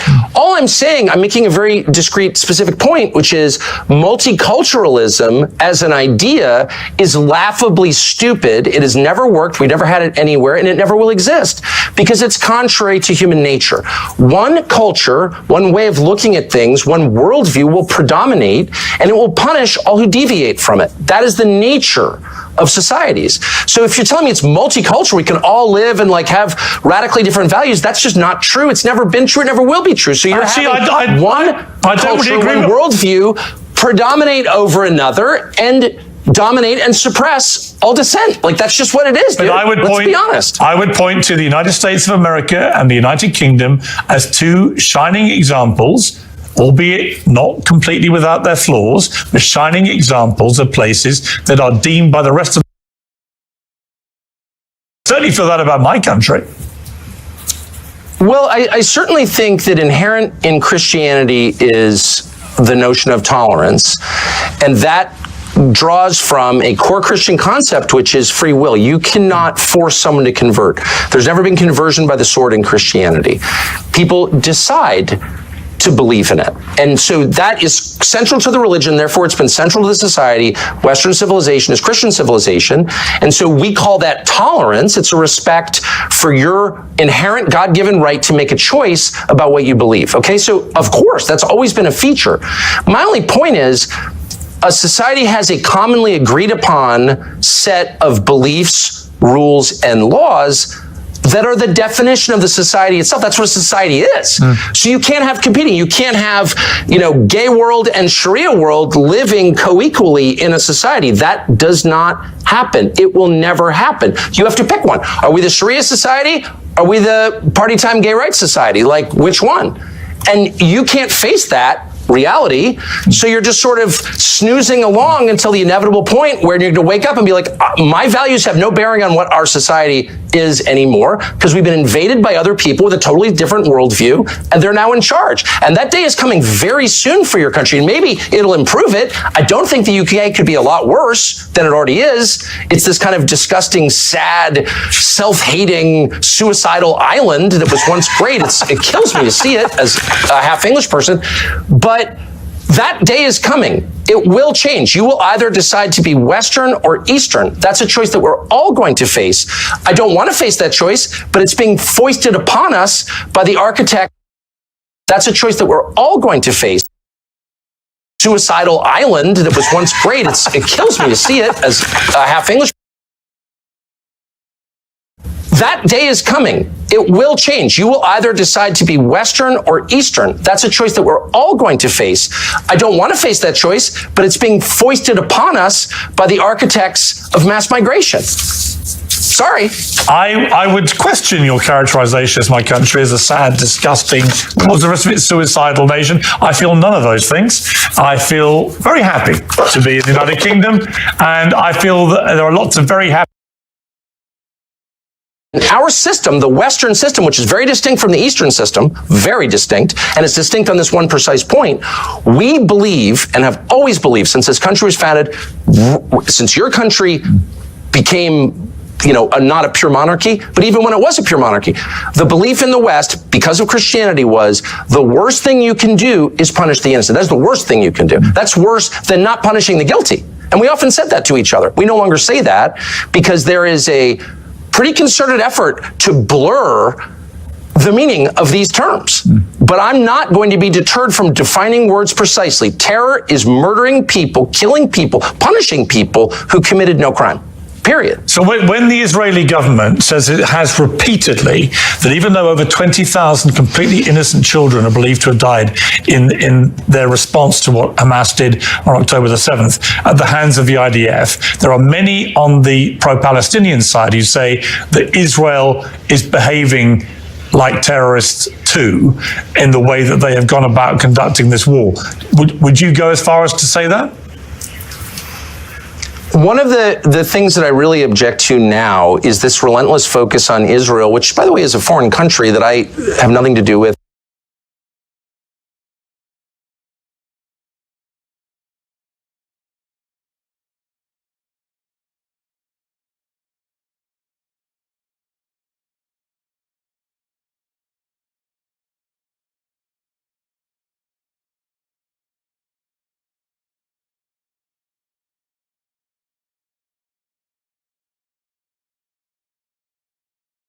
We've done this before. Now, maybe today things are different, and we will end up living in a nation that is sharply divided and may ultimately produce something else.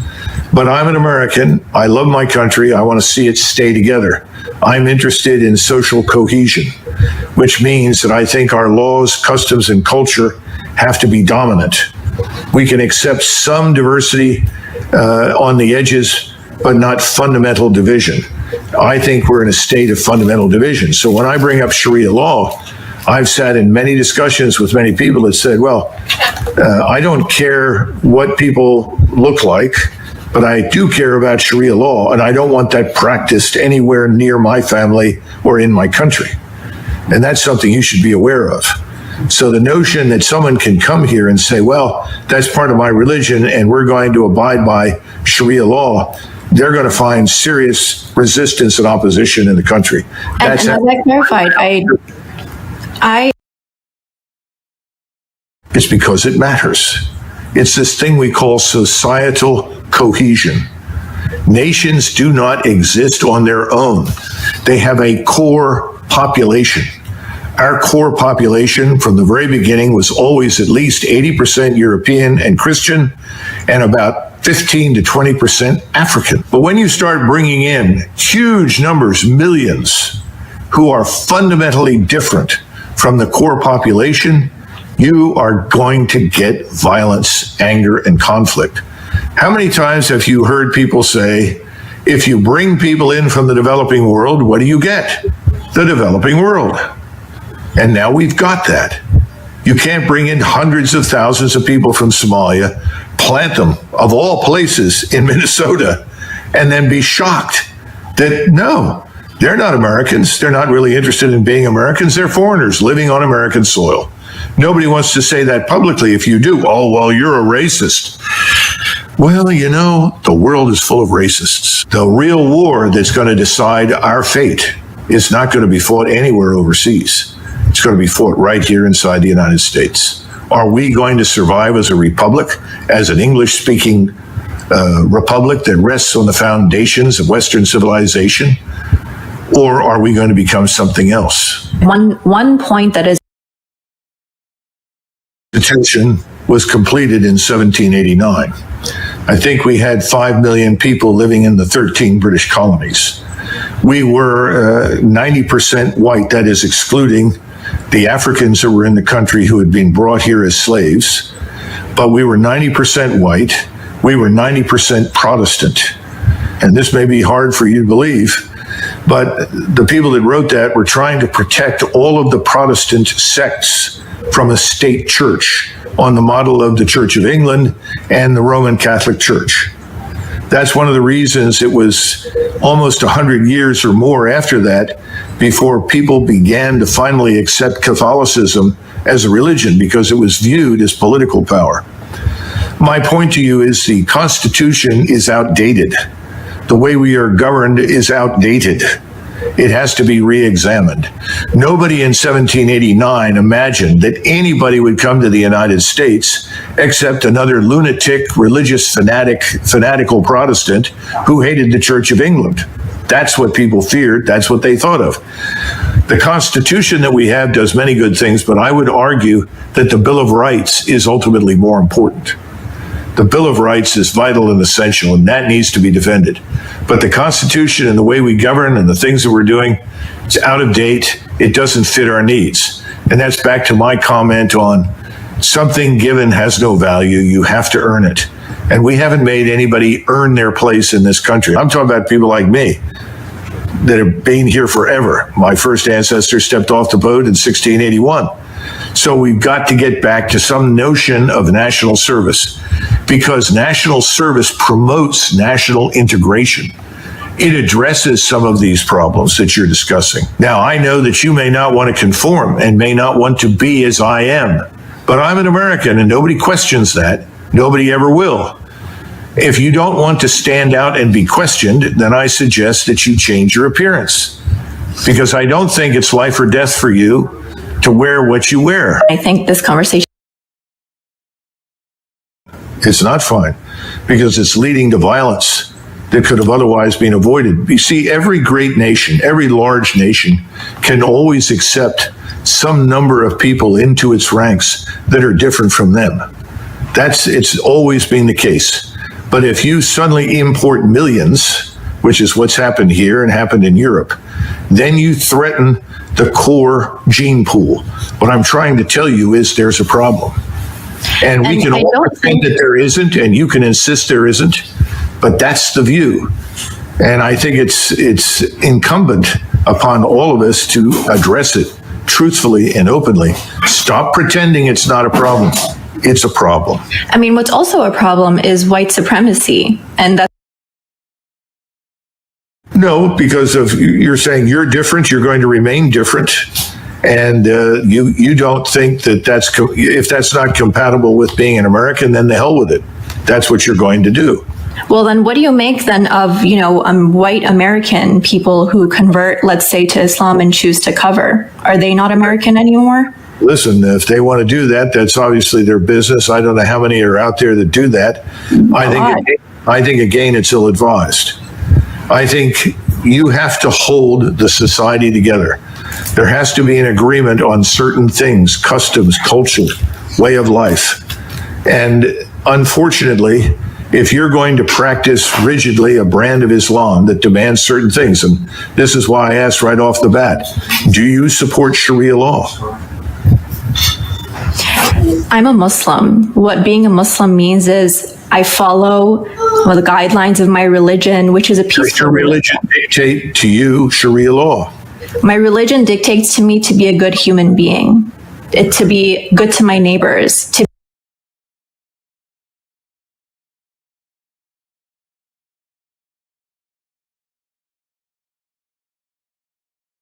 that the most powerful force in today's Republican Party is represented by what Charlie Kirk said. It is this drive to make America a white Christian nation. I got to tell you, this is what they say privately. This is now what they say publicly. This is what Charlie Kirk said publicly. And Joe, again, one of the reasons I wanted to have you on, because You know these people very, very well. Yeah. You said it yourself. You were one of the strongest voices. You were one of the folks who understood the incendiary language when you were in Congress, when you had your radio show, and how people loved when you did it. And then when you chose to apologize for that and turn away from it, oh my God, they literally have just tried to destroy you because of that. Yeah, again, you know the deal, Roland, right? I came out publicly against Trump 7 years. For 7 years, I put up with death threats on a regular basis. Nobody is welcome in that party unless you bow down to what this force is, this MAGA force. And again, look, there have been some people on the left who've celebrated Charlie Kirk's murder. Shame on them, be better people. But this is much worse, Roland, what my former friends are doing on the right, because they are turning this into a holy war. When you say we declare war on the left because of what some 22-year-old young guy did in Utah, and then you declare war on the whole left, that's a lot worse than celebrating Charlie Kirk's murder, because that's dishonest, but that's also inciting hate and violence. And Roland, look, Trump's an idiot. So yeah, Trump says the left, the problem in the country is the left. J.D. Vance is not an idiot. What did J.D. Vance say today, right? He was subbing for Charlie Kirk on his radio show, and he spent the entire show going after the left, going after them, they, them. Man, Democrats need to wake up, Roland. This is a really serious deal by my former colleagues. The stuff that I hear privately from them right now, Roland, for the last 5 days, I mean, they want to go to war. This is a holy war. Oh, it absolutely is. And what really jumps out at me on this very thing here, Joe, and I've been saying this, I played the speech 2 weeks ago that mainstream media just ignored, of Missouri Senator Eric Schmidt, who gave a speech at NatCon, Peter Thiel's group, where he literally gave a white nationalist speech, where he said our ancestors fought for this country to be ours and no one else. He was talking about white people. He was basically saying, if you are Black, Latino, Asian American, or even Native American, America is not for you. And folks just ignored it. And so people need to understand, again, what they're saying, why they're saying it. And yes, there are many evangelicals, any very conservative white Christians who are pushing this as well. And you nailed it. They want a holy war. They want a race war. They want this to be a white country. It is clear as day. And Roland, really important point. Charlie Kirk at only 31, the impact he had, because he was one of the most successful pushers of this white Christian nationalistic idea. And so I think that's why all of his defenders are out there so strenuously denying he said anything divisive, because they know if you really go through Charlie Kirk's public record, everything he said about people of color and Black women and Muslims and gays and transgenders, if people took the time to go through all of that, and that was put out for average people to see, they'd be blown away by it.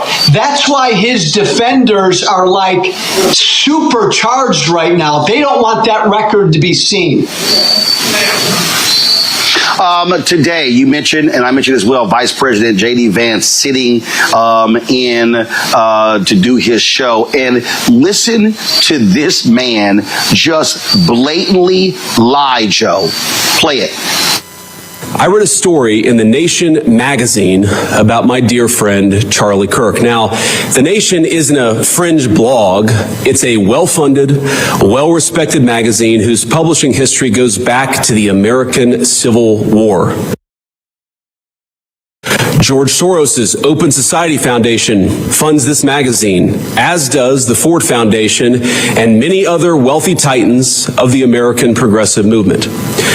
The writer accuses Charlie of saying, and I quote, "Black women do not have brain processing power to be taken seriously."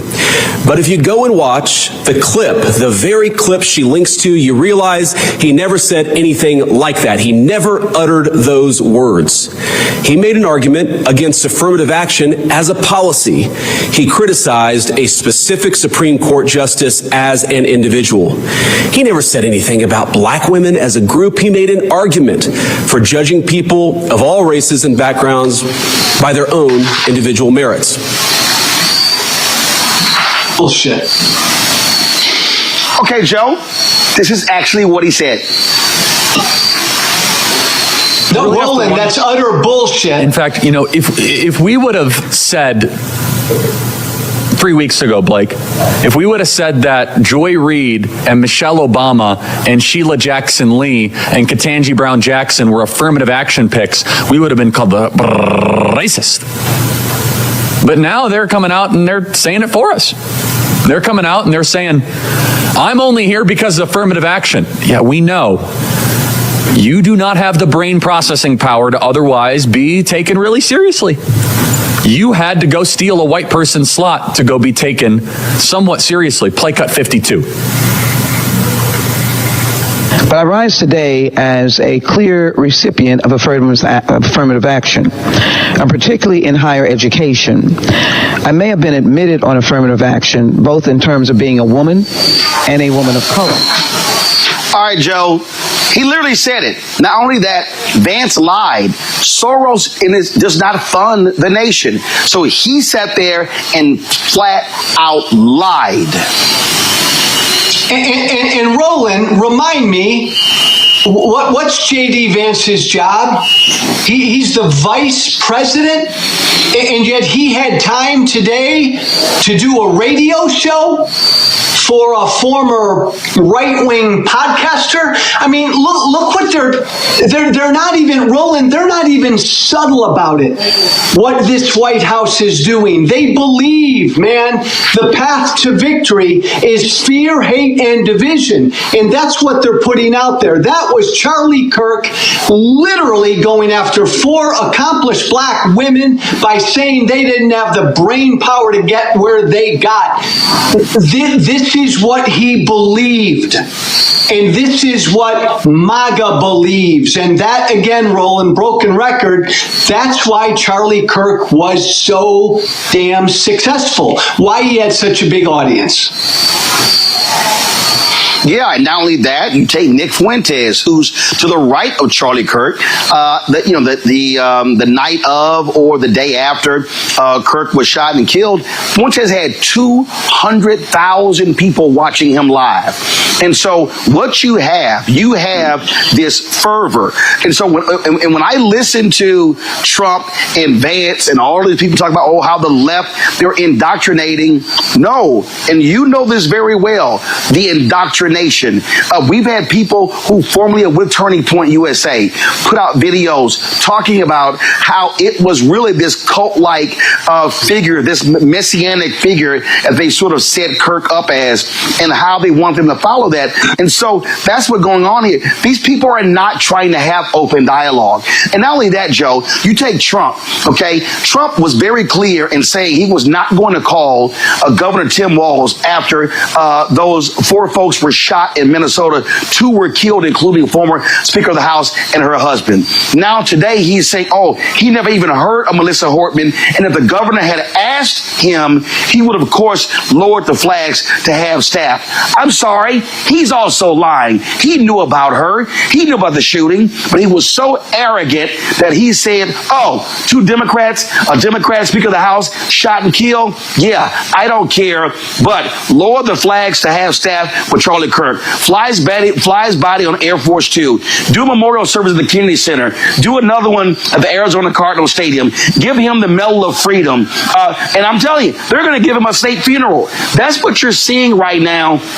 And then you got Peter Hegseth going after members of the military who said anything negative in the aftermath of his death. You've got Kirk supporters creating a database of people of every social media post, and then even Van saying in the podcast, you call their employer. So the so-called free speech people all of a sudden are saying, if you say anything negative about Charlie Kirk after what took place last week, we're going to come after you, come after your job. Oh, I thought they hated cancel culture, Joe. Yeah. Roland, I remember back in my right-wing radio days, I would come on every day, and there was always some story about some leftist group on a college campus that couldn't handle speech that made them uncomfortable to say. Roland, this is scary, and you and I are old enough, man, to remember huge figures in American history who were gunned down, struck down, military leaders, civil rights leaders. We are treating this 31-year-old podcaster, MAGA influencer, like he's Jesus Christ. So I come from the right. Why are my old colleagues and friends on the right doing this, Roland? Because the right wants a religious war. Let's just call it. They want a civil war. They want a holy war. That's why they're putting him up to be some Jesus-like martyr. Absolutely. I mean, Glenn Beck literally came out and said he was a civil rights leader. Oh, my God, stop it. Stop it. I've seen people say, I've seen a lot of these videos, I'm leaving my church because my pastor did not mention him. This was a Christian warrior. And let's just be clear. You said it, white Christian nationalists. It's slaveholder religion. We heard a lot of this stuff during slavery, during Jim Crow, things along those lines. And this whole idea about, it was about debate. It was about, exchange of ideas. I mean, come on, let's just stop it. And so we see what's going on here. We see the games that are being played. And then what gets me, Joe, is this whole deal of, oh my God, the left, how they indoctrinated him and the accused killer going to a university. The dude was at a university for one semester, Joe. You're trying to tell me that one semester at a mostly white institution in Mormon, Utah, which is not a liberal bastion, somehow just radicalize him? I mean, it really is showing folks the hand they're trying to play. Yeah, and I think even on top of that, Roland, I think it was like some technical school. So it wasn't some crazy liberal arts school for a semester. Look, cut through all the BS. The Speaker of the House, Mike Johnson, has publicly said that America should be a white Christian country. This is what animates my former party. Roland, you know me, right? Tea Party Hellraiser. I don't come from the left. I left the Republican Party when the Republican Party became MAGA. And my fellow Democrats and folks on the left need to understand, now these people are on the right. Now this is MAGA. MAGA now are the snowflakes. MAGA, Roland, they now need their safe spaces. It's funny, but it's not funny. And you're right about J.D. Vance, man. He just flat out lied. I mean, the last 30-year history of political violence in this country, the vast majority of it is right-wing. It always has been. And they put out this lie that it's only on the left. It's not even, Roland, a both sides problem between the left and the right. There is political violence on the left, but the vast majority is on the right, and they know that, and they're lying because they're trying to inflame their base. And Roland, I hear from their base every day, and let me tell you something, they are inflamed. I mean, they are ready to march and grab their you-know-what. This is a scary time. It is, and folks need to understand what is certainly at stake. Joe Walsh, I appreciate you joining us on the show.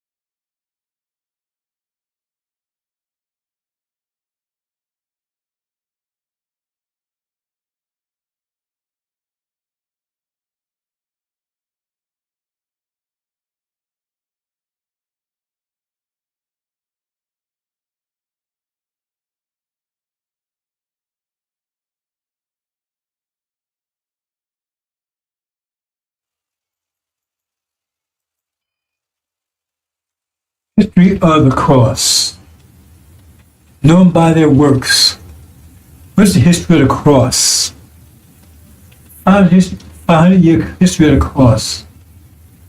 Murder, rape, destruction, deception, enslavement, burning, terrorizing. To maintain a slavery system, you must terrorize the people 24/7. They terrorize people from Africa and America for 400 years. Constant terror, 24/7, rape, murder. In the name of Jesus. This was Christians, not Buddhists, not Hindus. Christians, in the name of Jesus, where they said Jesus cursed black people, they call them Ham, cursed them to be slaves and persecuted forever. In the name of Jesus, raped our women incessantly, pissed in our mouths, made us eat shit. And they took and tried to clean it up, not clean it up, but make it look more fashionable, I guess, by calling it chitlins. That's after slavery, of course, after so-called slavery. Because what was into it was not slavery. Look up slavery. Look up slavery. It does include murder, rape, terror. This is a Holocaust. And then now they try to downplay it. Oh, that was 400 years ago. No, it wasn't 40 years ago. I don't care if it was a million years ago. It was 40 years ago. It lasts for 400 years. And it's enduring today. They took everything away from the slaves. Everything. Their name, their culture, their families, their religion, their minds, everything. Fed their children to alligators as alligator bait. And then they talk about what's going on in Gaza when they did 1,000 times worse. What's going over in Gaza now is simply just a miniature version of what they did. What they did was far worse than what's going on in Gaza. Gaza's bad. It's genocide. What they did was far worse and much longer.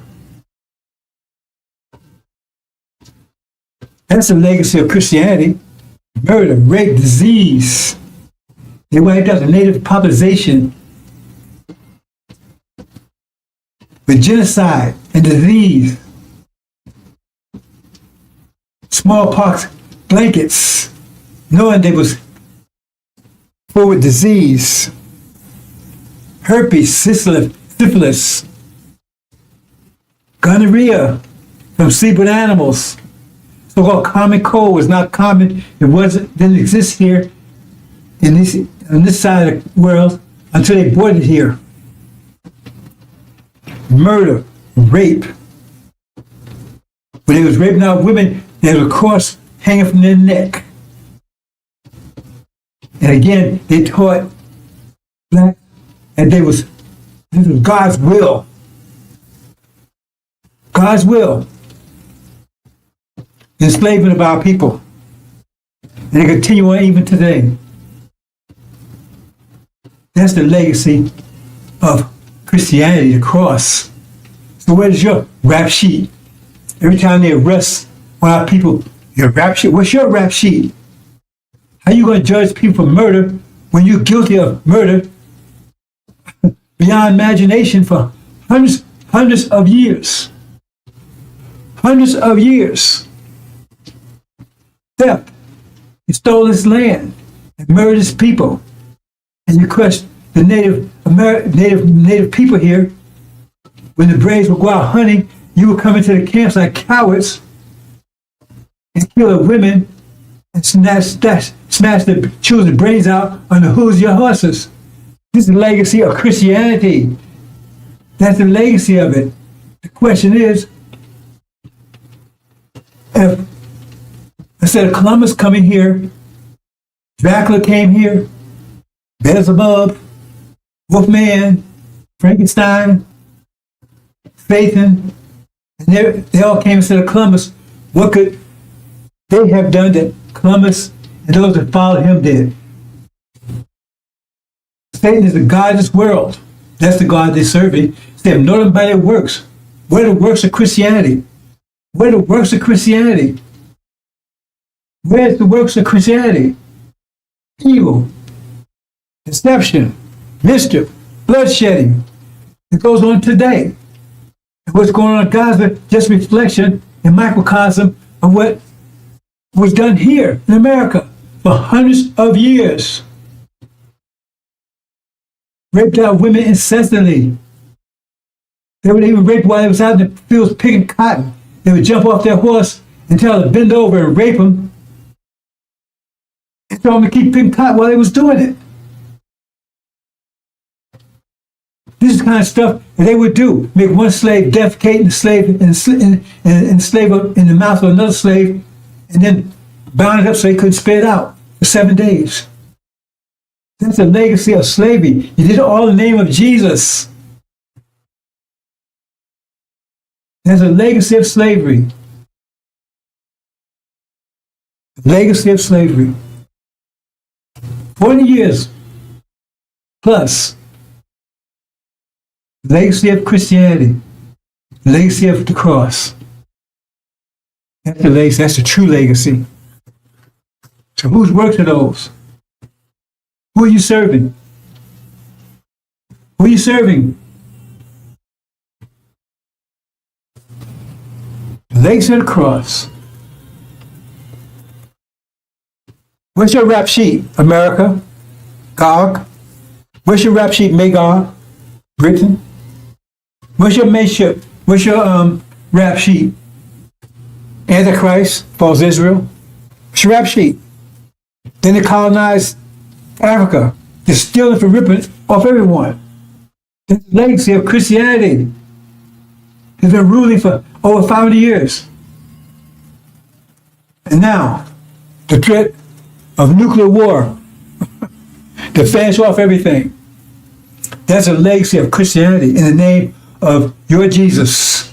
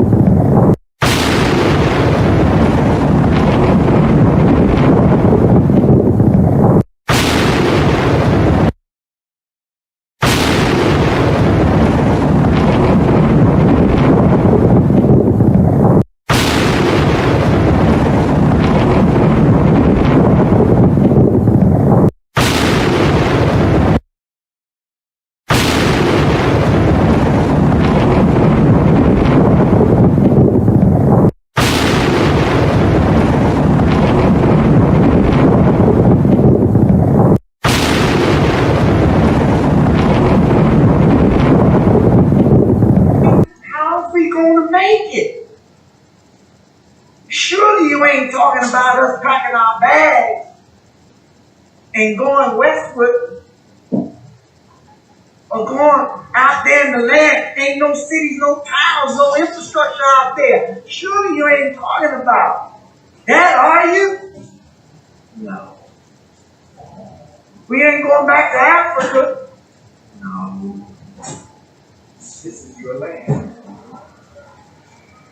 Our sweat, our tears, our blood has earned us the right to the land. What God wants you to do is come out of their ways.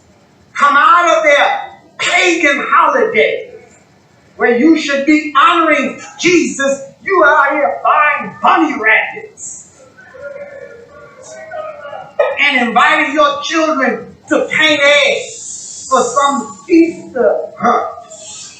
Come out of her. Get the Santa Claus out of your house and a tree that is the way of the pagans. Come out of her. St. Valentine's Day. The heck is that? Excuse me. Come out of her name. Come out of her religion. Come out of her culture. Come out of her way of life. Come out of her educational system. Back to their people. When they was put off on the shores of North America. And this ship, Jesus, that John Hawkins brought our best hero. They stood and stared at it disappearing in the horizon, crying, wanting to return. With their hands stretched out towards that ship and tied in chains themselves bound together.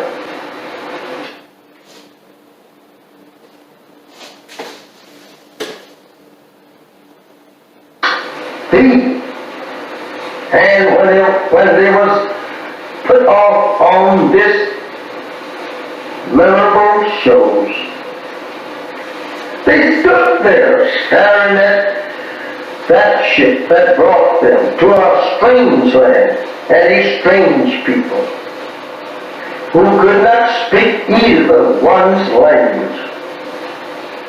Now they have to live in a strange country and a strange people who had proven to them every mile from their native land that they were going to be the worst enemies that they ever lived with. They were going to be the people that would destroy them. They soon discovered that on this ship that they were being brought here on. I don't know how we should say anything in the name of Jesus of good for us when this ship was named Jesus. This is how that we have always been deceived by the white man, trying to use Jesus, the name Jesus, to lull us off in a mental sleep, thinking that we are on our way to heaven. This is terrible. My beloved brothers and sisters, this is very hard for us to even to accept today. Imagine our parents standing crying to return to their native land and people, and you here today crying to stay with the very enemy that brought our fathers in subjection to their will. You and I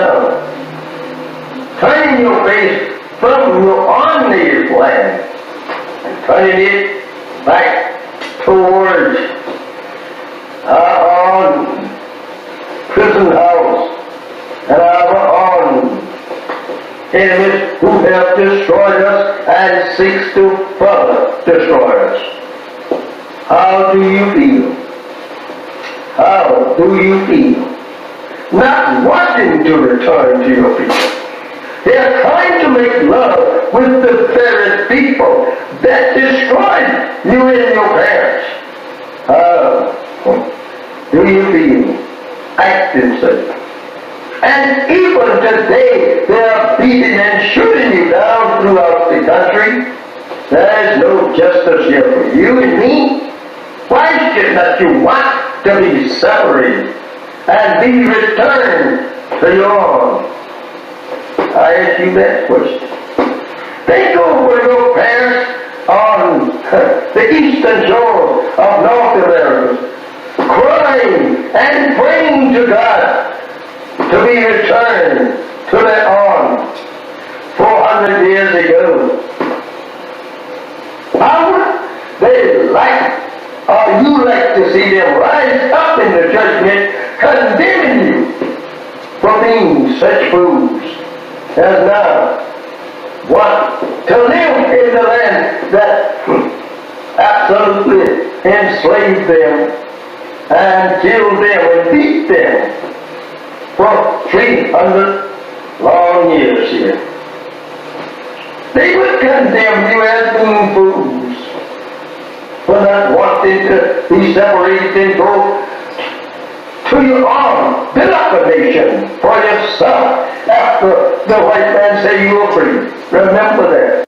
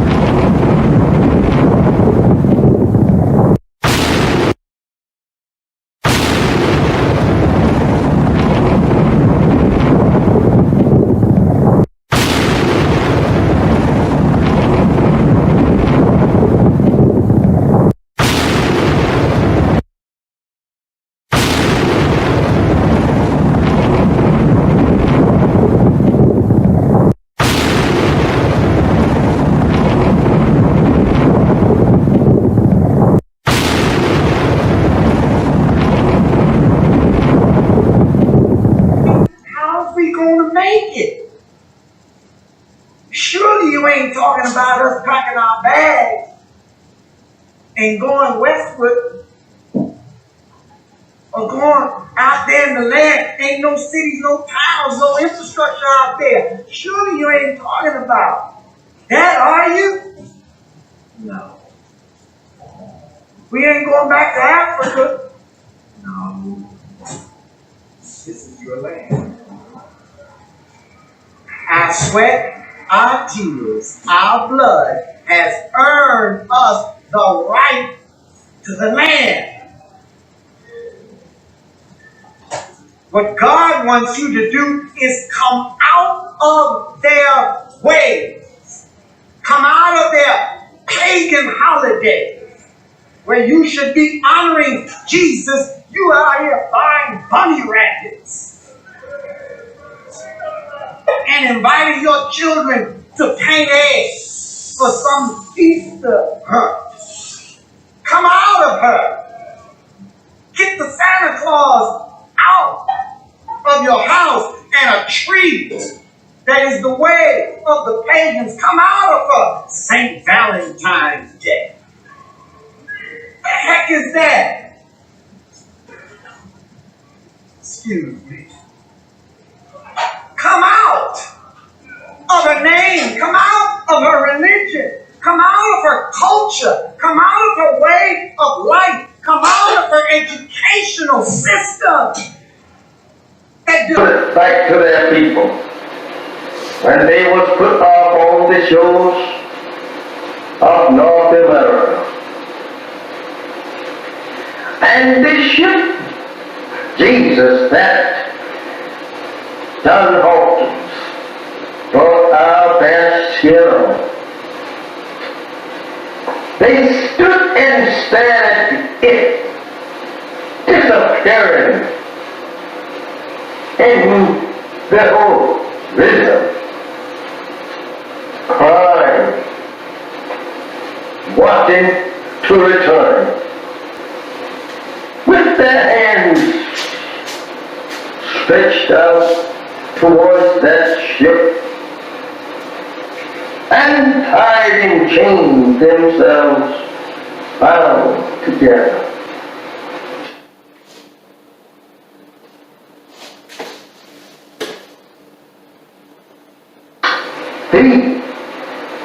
And when they was put off on this memorable shows, they stood there staring at that ship that brought them to a strange land and a strange people who could not speak either one's language. Now they have to live in a strange country and a strange people who had proven to them every mile from their native land that they were going to be the worst enemies that they ever lived with. They were going to be the people that would destroy them. They soon discovered that on this ship that they were being brought here on. I don't know how we should say anything in the name of Jesus of good for us when this ship was named Jesus. This is how that we have always been deceived by the white man, trying to use Jesus, the name Jesus, to lull us off in a mental sleep, thinking that we are on our way to heaven. This is terrible. My beloved brothers and sisters, this is very hard for us to even to accept today. Imagine our parents standing crying to return to their native land and people, and you here today crying to stay with the very enemy that brought our fathers in subjection to their will. You and I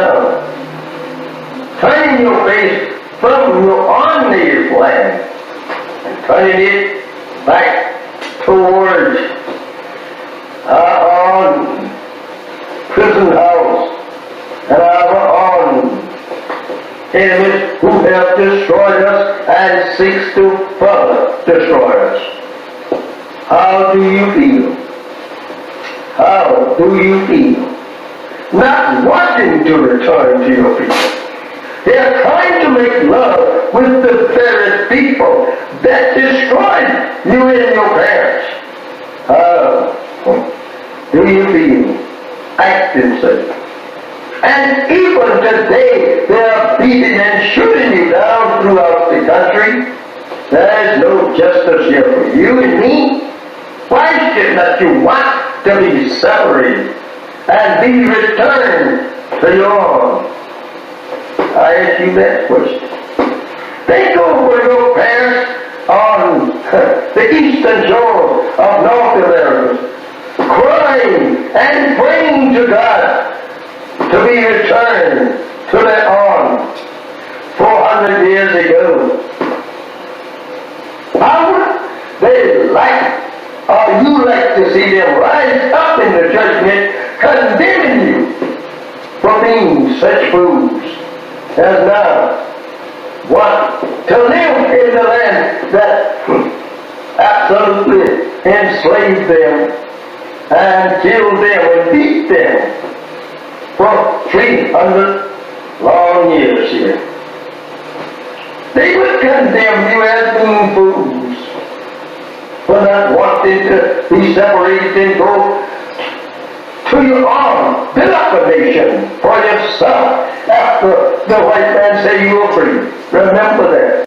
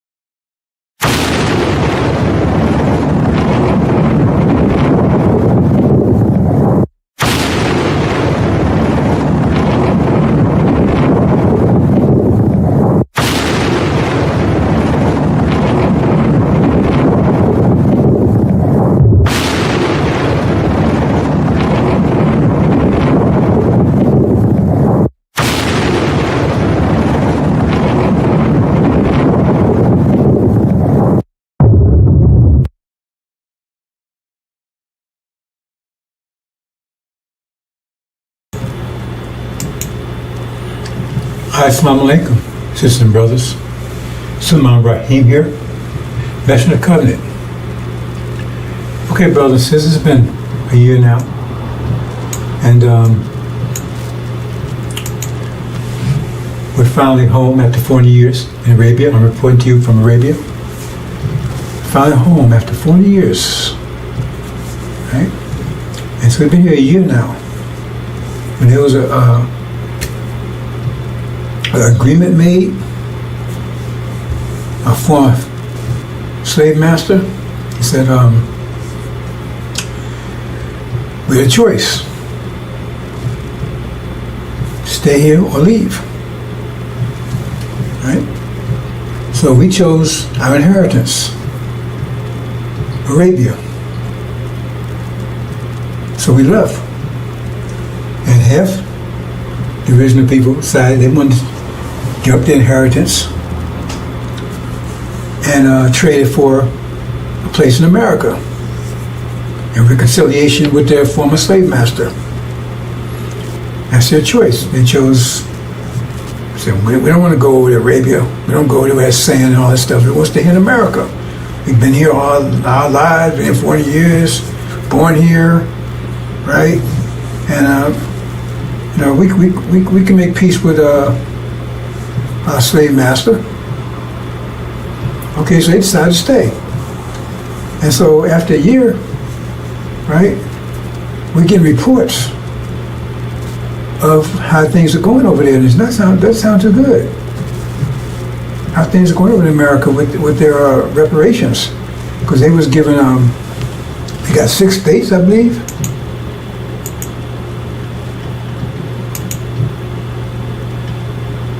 Yeah, see? Yeah. Yeah, they got those 6 states right there. That's what Farrakhan told them. They was listening to Farrakhan. Farrakhan promised them, they stay there, 6 states, right? Had their own land. And they can make reconciliation with the former slave master. They're not devils. They're not devils. They're human beings. They just had a rough, they were just, did some things wrong, but now they're going to make amends and make reparations. So 6 states, and in addition to that, they gave everybody $1 million. Everybody stayed $1 million. Okay? Say, thank you, Farrakhan. They're so happy. Thank you, Farrakhan. Thank you, Farrakhan. Man, you got 6 states. That's what you promised us. We got 6 states. They're thanking you. Thank you, Farrakhan. Right? And this was a year ago. They got the 6 states. Thank you, Farrakhan. Right? Everybody got $1 million. Everybody $1 million. And they're rejoicing. Oh man, they're so happy. Hey, we made it. We got America, man. We got reconciliation for a master. We got 6 states. Everybody got $1 million. We're all rich. That was a year ago when we left. Okay, so we're in Arabia. They're still back there in America. And now we're getting reports a year later. This was the way it was a year ago, man. They were so happy. They were so happy. Right? And now we get reports of what's going on right now. Let's see. Oops, it says a power failure. Great power failure in those 6 states. Power failure. And just those 6 states. Right? So, and now they had a big master. They came asking to turn the power. Well, why can't they do it? Oh, Farrakhan didn't train anybody. He was telling you about 6 states, he never prepared you for them. So nobody knows how to do it. How to turn the power grid back on. So now he's begging, man, master, can you come and turn this thing back on for us? I mean, you would think that if he told them 6 states to promise him that he would have prepared them for it, right? Their schools and education, whatever they needed for that. But now, I guess they didn't, because they said over there now he's begging the former master to come and turn the power back on. And then what? I mean, this is all that's happening now. I mean, I'm getting these imports in now, a year later. It's like, They're coming in every hour. Power grid failure, right? Then say, oops, crop failure. All of a sudden, there's no. They looked at the farmers when they done it. Farmers said, "Oh." So then they asked Master, what's happening here? How come you know? Right? Our crop. They found that the land they gave them wasn't that fertile. A year later, nothing's growing. Crop failure. And now they Master, what's happening here? Right? And then, I mean, all these things, every hour that's coming in, right? And then they look, you know, and man, they had, you know, a year ago, they had plenty of food on the shelves, right? And now, they look there now, and all the food's gone. It's gone. And she said, what am I going to do here? Food's gone. The house is empty. So he said, Master, we need some food. Well, how come you can't put your own food? I mean, you want your own country. You got your own states. That's your country. Now you run it. What are you calling us for? Right? And so they've been praying. And then, oops, no fuel. There's Master, no fuel there. Well, you got to buy your fuel. You got to produce your own fuel. What you calling us for? You got your own 6 states now. What you calling us for? Go and get some fuel. You got money, right? You got your own states. So you got to get your own. What you calling us for? You said you wanted your own, so now you got it. And you got your reparation, so we don't owe you anything anymore. We don't owe you anything anymore, so what you calling us for? We don't owe you anything. You said you agreed to 6 states and $1 million per person. You took that instead of your inheritance, what you call the Abrahamic covenant, Arabia. You know, your brothers and sisters, they left. They took that was offered to them. They took it, and you said no. I want this instead. So now you got it. So what you calling us for? Oh, no communications. Oh, man. No communications, right?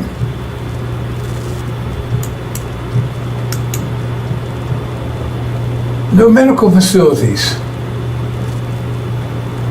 So what's going on, Master? Wait a minute, hold on. That's you. What you calling us for? That's yours. You got to handle that stuff. You want us to handle it for you? You want independence, now you have it. I mean, wow, this stuff was coming every hour, man. Instead of like a year, they was celebrating. And now they crying and begging the Master, hey, we got all these problems here. I said, wait a minute, that's yours. Where you come about your problems? You have to work those out. Right? No transportation, I mean, no planes, no nowhere. We don't know about fly the planes and drive the trucks and the boats and stuff and to go and get this stuff. Well, what you done that for? You wanted this, you got it. So go ahead and get to train your own pilots, build your own planes, build your own boats and right?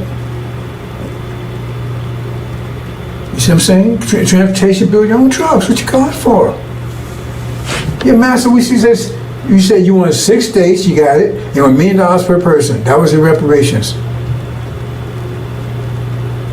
So then if you didn't pay people to take care of this, how's that our problem? You're independent now. You're really free now. Oops, no fuel, the gas station's empty. I can't drive, eh? And no gas. Man, wow. All this stuff happened like for a year. They thought that everything was great, and all of a sudden everything ran out. So I guess what happened? Everything was there when they got it, and then it ran out. They had to, except them replace the fuel, to get the farms going. So they was left with that stuff. The factory was full. I mean, warehouses full. Then you had to keep. They thought that was just going. I guess they thought it was just going to be there, just by itself. They didn't prepare for it. See? And they ain't trained any engineers and scientists and architects and stuff. They ain't, business. They didn't train anybody. So Farrakhan, he told you he's gonna get this for you, but he didn't prepare you for it. He didn't get anybody to handle this stuff. So what was that all about? So now he asked the master, hey, don't call on me. You was here, you had it when you was here with me. You said you want independence, you wanted reparations, so you gave it to you. Well, call on your brothers over there. They left, they handled their own business. You said you want to stay here, right? See? You don't have any professionals or technicians, scientists, doctors, none of that. See? I mean, that's what, because if you're going to set reparation, you should be preparing for that, right? So if he was telling you about reparation, you should be preparing for it. If he said God said that's what he's going to get you, so if God told him he's going to get that for you, then he should, like when God told Noah there was a flood coming, to only build an ark, so he started building an ark. And so you should start preparing for the 6 states and the reparations, but apparently you didn't. And so now, it does say, look, hold it. We want total separation. Look, we don't want you to call us no more. We don't want you to call us no more. Because you're wearing us. You want your own country. You got your own land. Right?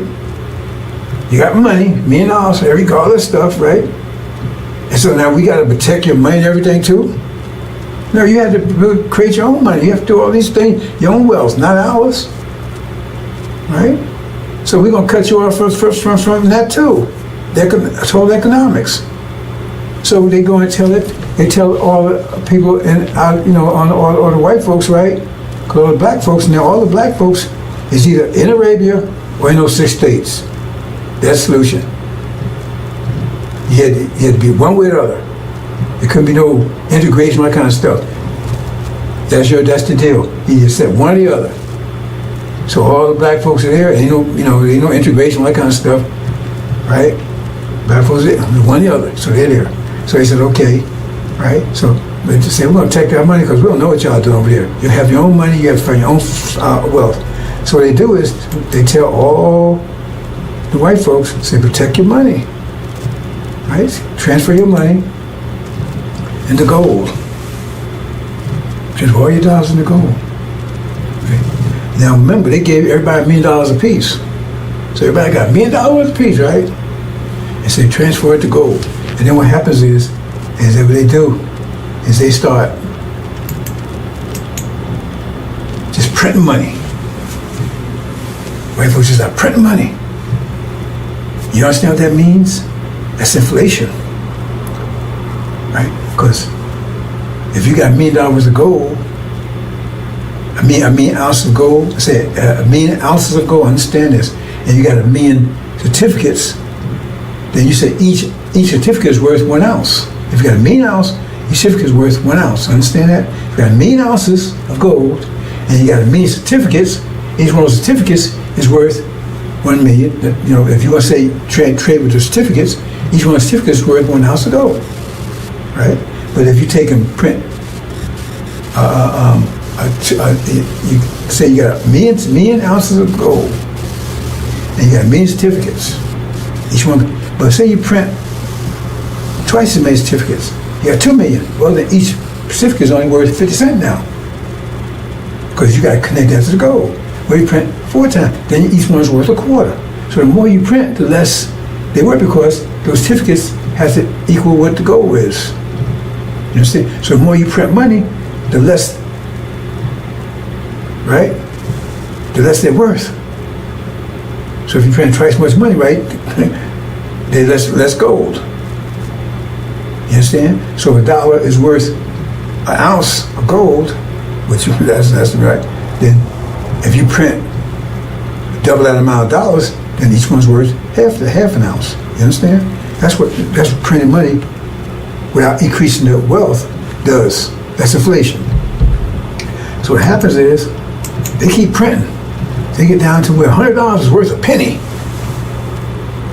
But see, that doesn't affect their people. They told to protect their money because they transfer their money to gold. So gold still has its value. It's just the dollars don't. It still got the same amount of gold. But the dollars, they get down to a penny. So you can't buy it. You had $1 million, now your $1 million worth of $5. That's all it's worth. Maybe $1. Hardly worth anything. Oh, what about you? Hey, that's our money. You gotta have your own money, you control your own wealth. You can't keep coming at us what you're doing. And you think they wouldn't do that? Yeah, you been a Gaza lately? You see what happened to the trees they made with the so-called natives? Kept telling me he had a forked tongue because they kept making trees with them, then they broke the trees. And took their land and genocide everything else. But no, they wouldn't do that to you. See? Because now you have, your money's worth nothing. They haven't lost anything.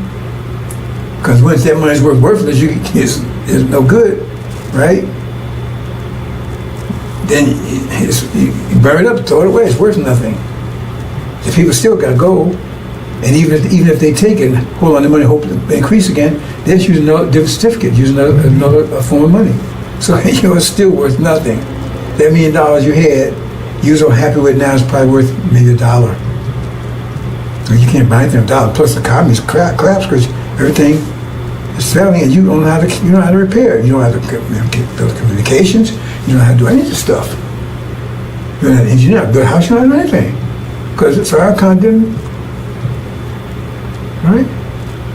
He didn't prepare you. He told you he'll give you 6 days. He told you, listen to me, right? So now you're broke, and your economy is gone. You have no food, no electricity, no power, anything. Right? It's not their fault. They gave you what you asked for. You saw out your inheritance for that. And then they closed the border. Because you're going to try to get back into America now. We want to come back in, Master. No, we don't want you back in here. We sorry, we want to come in. No. That's what you chose. You stay there. They closed the border, so you can't get back in here. You can't get back in America, into what you call your land now? Swaziland or something? Farrakhan.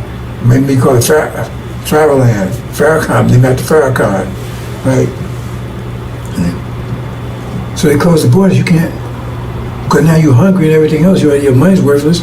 Oh God, come back, Master, I'll come back work for you, I'll work for Popeyes, I'll do anything you want. No, remember, now blacks, either they over in Arabia or they in that land. There are no blacks in America, in places, just in that land, that you 6 states. And now you're starving, you ain't got no, your money's worthless, nothing works, and they close the border. Right? And then you see Master, he on the phone, you talking to the guy that you kept treating, help you. Hey, we finally got rid of them niggas. Finally got rid of them.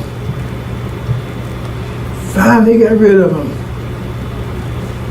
See on the phone. Yeah, it worked. We sold them no reparations. We sold them that used car. You turned the miles back and everything else, and they bought it. See? They could have had a BMW. They could have had a Lamborghini. They sold that for a BMW that looked good. Damn thing didn't work. And now they're starving, living in tents.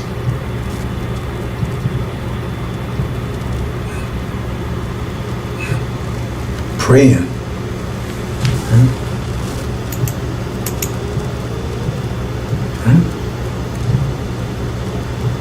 So what? And what next? What we gonna do, Farrakhan? What we gonna do, Farrakhan? You told us to take reparations, so we did. But they gave us everything we asked for. What we gonna do, Farrakhan? What we gonna do? Pray, pray, pray, pray. That's his answer. Pray, pray, pray.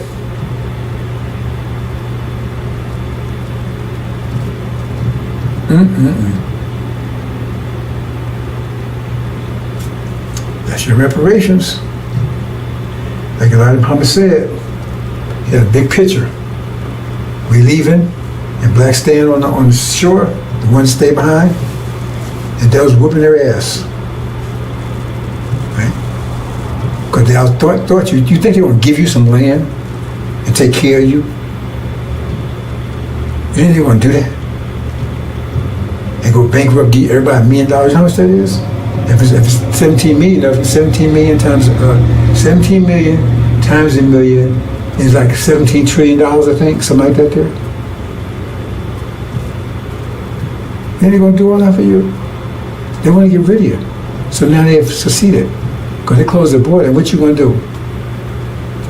You want to fight to come out? They closed the border. They got the military around there. They finally got rid of you. No more black problem, no more Negro problem anymore. One group's out of here, another group that's here. They're gone, and our hands are clean. We gave them what they wanted. Well, anything. Okay. God honors contracts. Remember, he honored the contract with Jacob. Esau sold his birthright for a bowl of soup to Jacob, when it was Esau's inheritance, and God honored it. Okay, Jacob, it's yours. You're the one. And that's the deal. Because he ain't your friend. Pharaoh ain't your friend. Pray, pray, pray. That's the answer. And this homeland you was promised, you never rejected it. So now you got what you asked for. So if they gave you reparations today or tomorrow, how would that scenario not play out like that? Well, they say, okay, you got it. Tell me how the scenario wouldn't play out like that. And tell me why they wouldn't do it. They love you so much, they're going to say, okay, we're going to take care of them. I mean, why should they go out their way to take care of you when you was right here? You was working at Popeyes and living in the get-up on Section 8, all that stuff right here where they... Because you know they're trying to get rid of that stuff right now. Trump's trying to get rid of all that stuff right now. Because they're closing on you don't realize it. Anyway, that's just, that's what's happening over in America. Wow.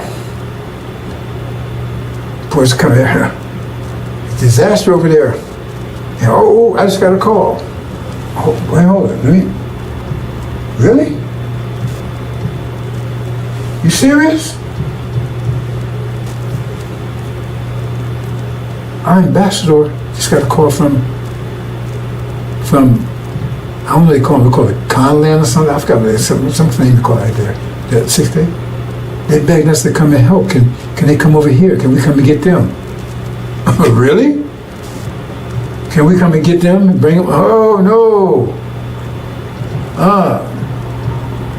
Now he wouldn't ask as Master Farad Muhammad, right? He said, no, hell no. We ain't going to get them. And I agree with that.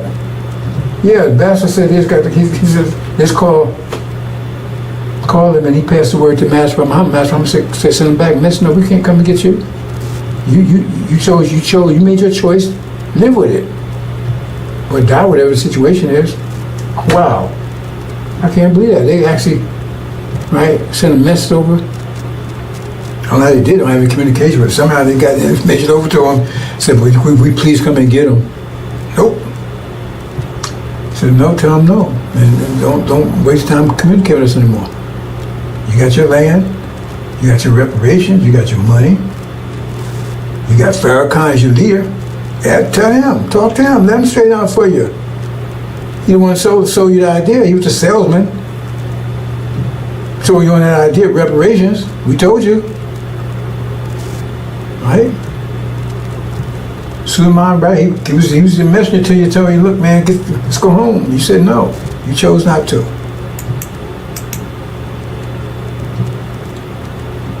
Okay, bro, that's a sad story. But I guess that's it. Is that it? Oh, so they might get more reports on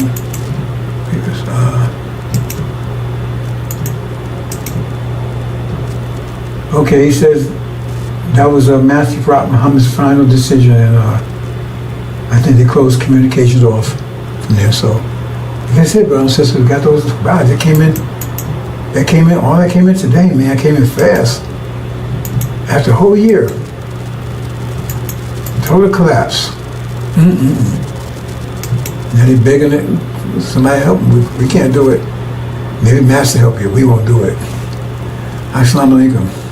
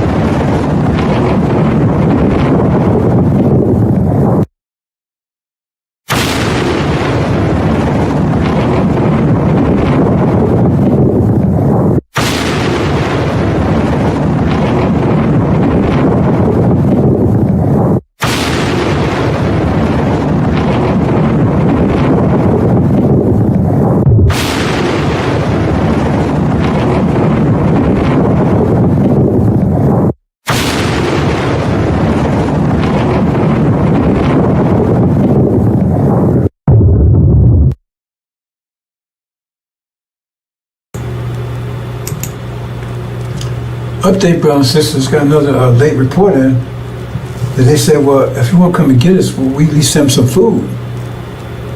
They begged, said, please send some food. Master Muhammad said, we got to send them a damn thing, nothing, zero. He said, please just send some food.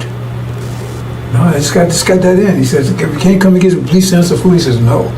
He refused. That's what I just got the information from the ambassador. He said, they sent that, and he's read to me. He says, no. He said, please, just please send us some food. He said, no way. You made your choice, case closed. Okay, just got that in, brothers and sisters. Assalamu alaikum.